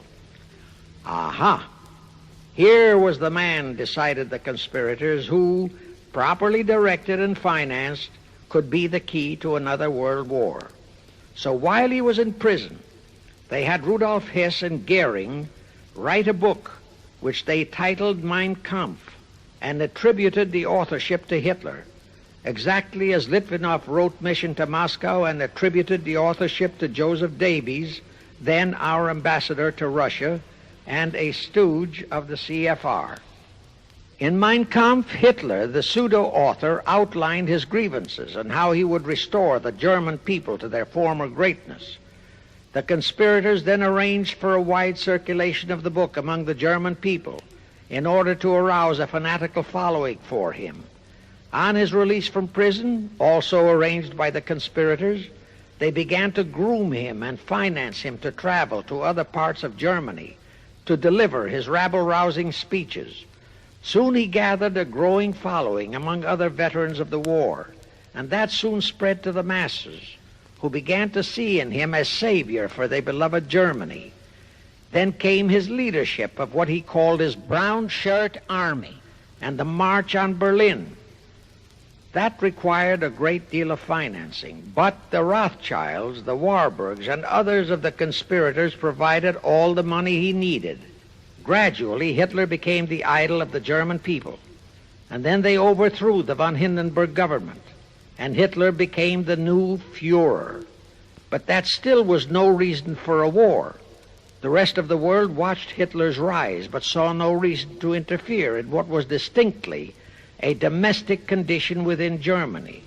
Certainly none of the other nations felt it was a reason for another war against Germany, and the German people were not yet incited into enough of a frenzy to commit any acts against any neighboring nation, not even against France, that would lead to a war. The conspirators realized they would have to create such a frenzy that would cause the German people to throw caution to the winds and at the same time horrify the whole world. And incidentally, Mein Kampf was actually a follow-up of Karl Marx's book, A World Without Jews.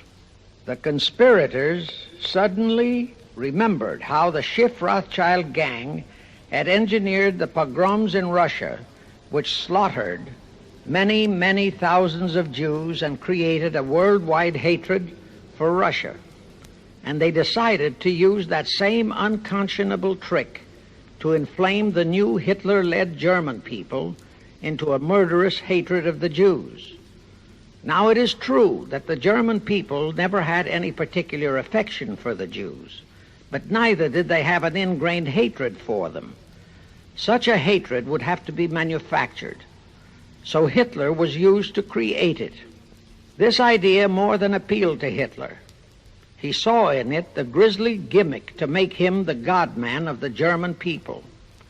Thus, craftily inspired and coached by his financial advisors, the Warburgs, Rothschilds, and all the Illuminati masterminds, he blamed the Jews for the hated Versailles Treaty and for the financial ruination that followed the war.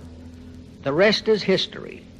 We know all about the Hitler concentration camps and the incineration of hundreds of thousands of Jews, not the 6 million, nor even the 600,000 claimed by the conspirators, but it was enough.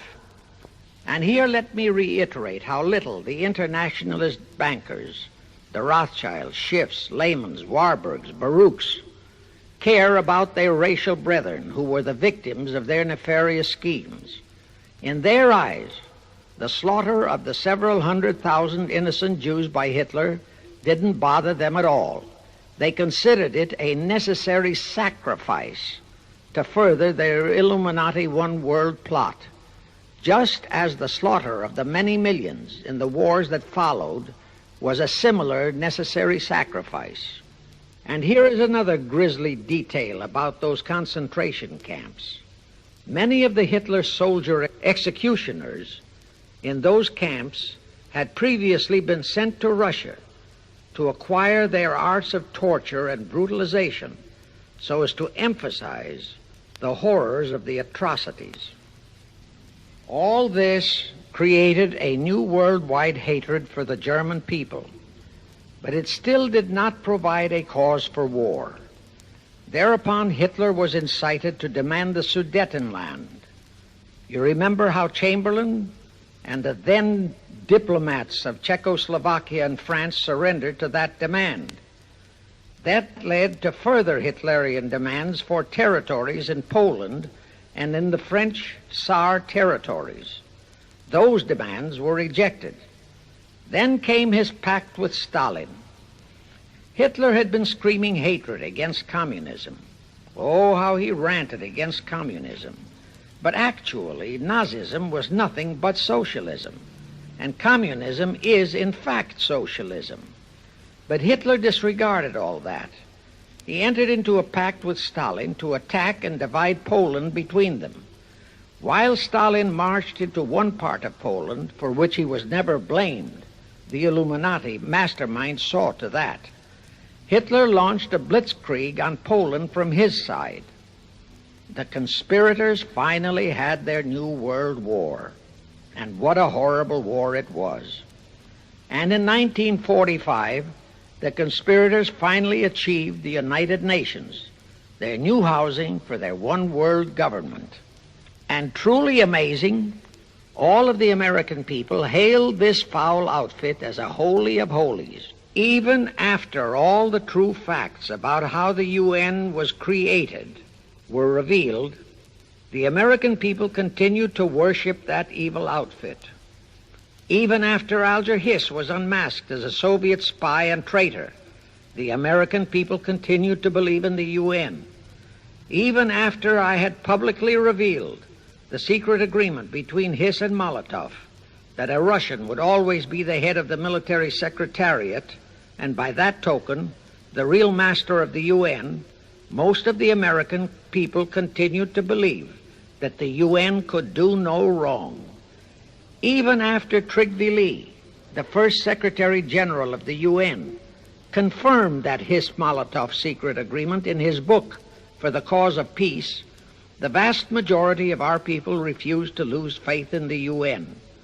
Even after the truth about the Korean War was revealed, how the Russian General Vasiliev, head of that UN military secretariat, was given a leave of absence by the UN so that he could take command of the North Koreans and Red Chinese who were fighting the so-called UN police action under our own General MacArthur, who by orders of the UN was fired by the pusillanimous Truman in order to prevent his winning that war.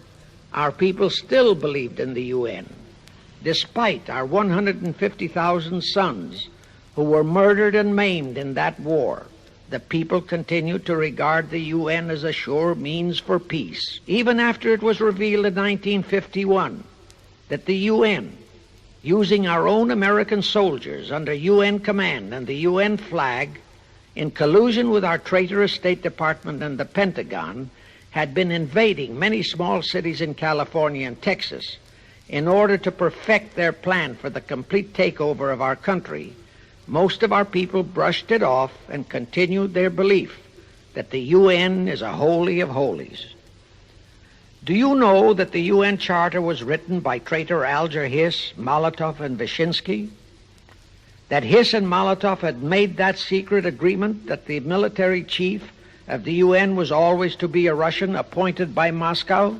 Do you know that at their secret meetings at Yalta, Roosevelt and Stalin, at the behest of the Illuminati operating as the CFR, decided that the UN must be placed on American soil?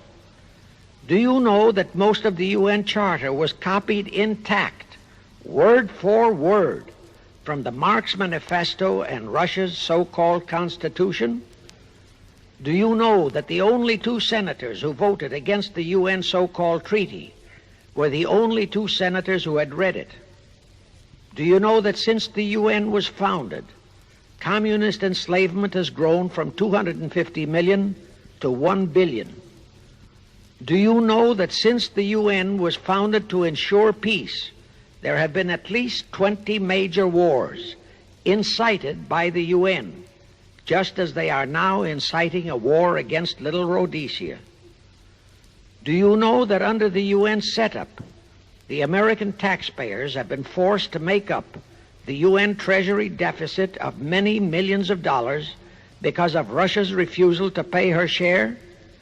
Do you know that the UN has never passed a resolution condemning Russia or her so-called satellites, but always condemns our allies? Do you know that J. Edgar Hoover said, "The overwhelming majority of the communist delegations to the UN are espionage agents"? And now, 66 senators voted for a consular treaty to open our entire country to Russian spies and saboteurs. Do you know that the UN helps Russia's conquest of the world by preventing the free world from taking any action whatsoever except to debate each new aggression in the UN General Assembly? Do you know that at the time of the Korean War, there were 60 nations in the UN, yet 95% of the UN forces were our American sons, and practically 100% of the cost was paid by the United States taxpayers? And surely you know that the UN policy during the Korean War was to prevent us from winning that war.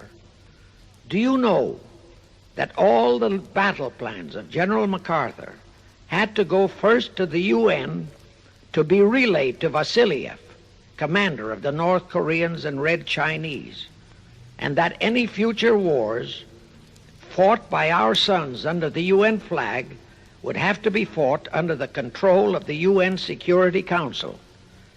Do you know that the UN has never done anything about the 80,000 Russian Mongolian troops that occupy Hungary?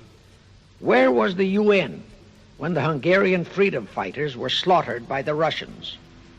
Do you know that the UN and its peace army turned the Congo over to the communists? Do you know that the UN's own so-called peace force was used to crush, rape, and kill the white anti-communists in Katanga? Do you know that the UN stood by and did nothing while Red China invaded Laos and Vietnam? That it did nothing while Nehru invaded Goa and other Portuguese territories? Do you know that the UN was directly responsible for aiding Castro? That it does absolutely nothing about the many thousands of Cuban youngsters who are shipped to Russia for communist indoctrination? Do you know that Adlai Stevenson, of all people, said the free world must expect to lose more and more decisions in the UN? Do you know that the UN openly proclaims that its chief objective is one world government, which means one world laws, one world court, one world army, one world navy, one world air force, one world schools, and a one world church in which Christianity would be prohibited? Do you know that a UN law has been passed to disarm all American citizens and to transfer all our armed forces to the UN? Such a law was secretly signed by Saint Jack Kennedy in 1961.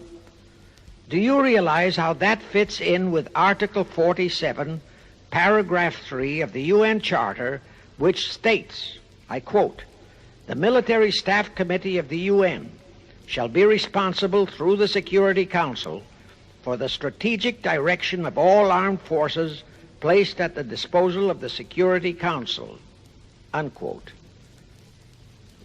And when and if all our armed forces are transferred to the UN, your sons would be forced to serve and die under UN command all over the world. This will happen unless you fight to get the U.S. out of the UN. Do you know that Congressman James Bitchute has submitted a bill to get the U.S. out of the UN and a resolution to prevent our president from forcing us to support the UN embargoes on Rhodesia? Well, he has, and many people all over the country are writing to their representatives to support the UT bill and resolution. And did you know that to offset the UT bill and resolution, 50 congressmen, spearheaded by Schweiker and Moorhead of Pennsylvania, have introduced a bill to immediately transfer all our armed forces to the UN? Can you imagine such brazen treason? Is your congressman one of those 50 traitors? Find out and take immediate action against him, and help Congressman Utt. Now, do you know that the National Council of Churches passed a resolution in San Francisco which states that the United States will soon have to subordinate its will to that of the UN, and that all American citizens must be prepared to accept it? Is your church a member of the National Council of Churches? In connection with that, bear in mind that God is never mentioned in the UN Charter, and their meetings are never opened with prayer. The creators of the UN stipulated in advance that there should be no mention of God or Jesus Christ in the UN Charter or in its UN headquarters. Does your pastor subscribe to that? Find out. Furthermore, do you know that the great majority of the so-called nations in the UN are anti-Christianity? That the UN is a completely godless organization by orders of its creators, the CFR Illuminati. Now, Have you heard enough of the truth about the Illuminati's United Nations? Do you want to leave your sons and our precious country to the unholy mercy of the Illuminati's United Nations? If you don't, write, telegraph, or phone your representatives and senators that they must support Congressman Utt's bill to get the U.S. out of the UN and the UN out of the U.S. Do it today, now, before you forget. It is the only salvation for your sons and for our country. Now I have one more vital message to deliver. As I told you, one of the 4 specific assignments Rothschild gave Jacob Schiff was to create a movement to destroy religion in the United States, with Christianity to be the chief target. For a very obvious reason, the Anti-Defamation League wouldn't dare to attempt it, because such an attempt could create the most terrible bloodbath in the history of the world, not only for the ADL and the conspirators, but for the millions of innocent Jews. Schiff turned that job over to Rockefeller for another specific reason. The destruction of Christianity could be accomplished only by those who are entrusted to preserve it, by the pastors, the men of the cloth. As a starter, John D. Rockefeller picked up a young so-called Christian minister by the name of Dr. Harry F. Ward, Reverend Ward, if you please. At that time, he was teaching religion at the Union Theological Seminary. Rockefeller found a very willing Judas in this reverend. Thereupon, in 1907, he financed him to set up the Methodist Foundation of Social Service. And Ward's job was to teach bright young men to become so-called ministers of Christ and to place them as pastors of churches. While teaching them to become ministers, the Reverend Ward also taught them how to very subtly and craftily preach to their congregations that the entire story of Christ is a myth, to cast doubts on the divinity of Christ, to cast doubts about the Virgin Mary. In short, to cast doubts on Christianity as a whole.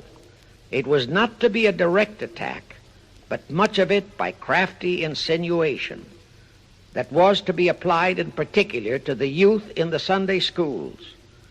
Remember Lenin's statement, "Give me just one generation of youth and I'll transform the whole world." Then, in 1908, the Methodist Foundation of Social Service, which incidentally was America's first Communist Front organization, changed its name to the Federal Council of Churches. By 1950, the Federal Council of Churches was becoming very suspect. So in 1950, they changed the name to the National Council of Churches. Do I have to tell you more about how this National Council of Churches is deliberately destroying faith in Christianity? I don't think so. But this I will tell you. If you are a member of any congregation whose pastor and church are members of this Judas organization, your contributions are helping the Illuminati's plot to destroy religion and your faith in God and Jesus Christ. Thus you are deliberately delivering your children to be indoctrinated with disbelief in God and church, and which can easily transform them into atheists. Find out immediately if your church is a member of the National Council of Churches, and for the love of God and your children, if it is, withdraw from it at once. However, let me warn you, that same destroy religion process has been infiltrated into other denominations. If you have seen the Negro March on Selma and other such demonstrations, you have seen how the Negro mobs are led and encouraged by ministers and even Catholic priests and nuns who march along with them. As a matter of fact, the Mormon Church is about the only one I know of that is clean of that kind of Judas infiltration. But of course, There are many individual churches and pastors who are honest and sincere. Find one such for yourself and for your children. Incidentally, this same Reverend Harry F. Ward was also one of the founders of the American Civil Liberties Union, a notorious pro-communist organization. He was the actual head of it from 1920 to 1940. He also was a co-founder of the American League Against War and Fascism, which, under Browder, became the Communist Party of the United States. In short, Ward's entire background reeked of communism, and he was identified as a member of the Communist Party. He died a vicious traitor to both his church and country.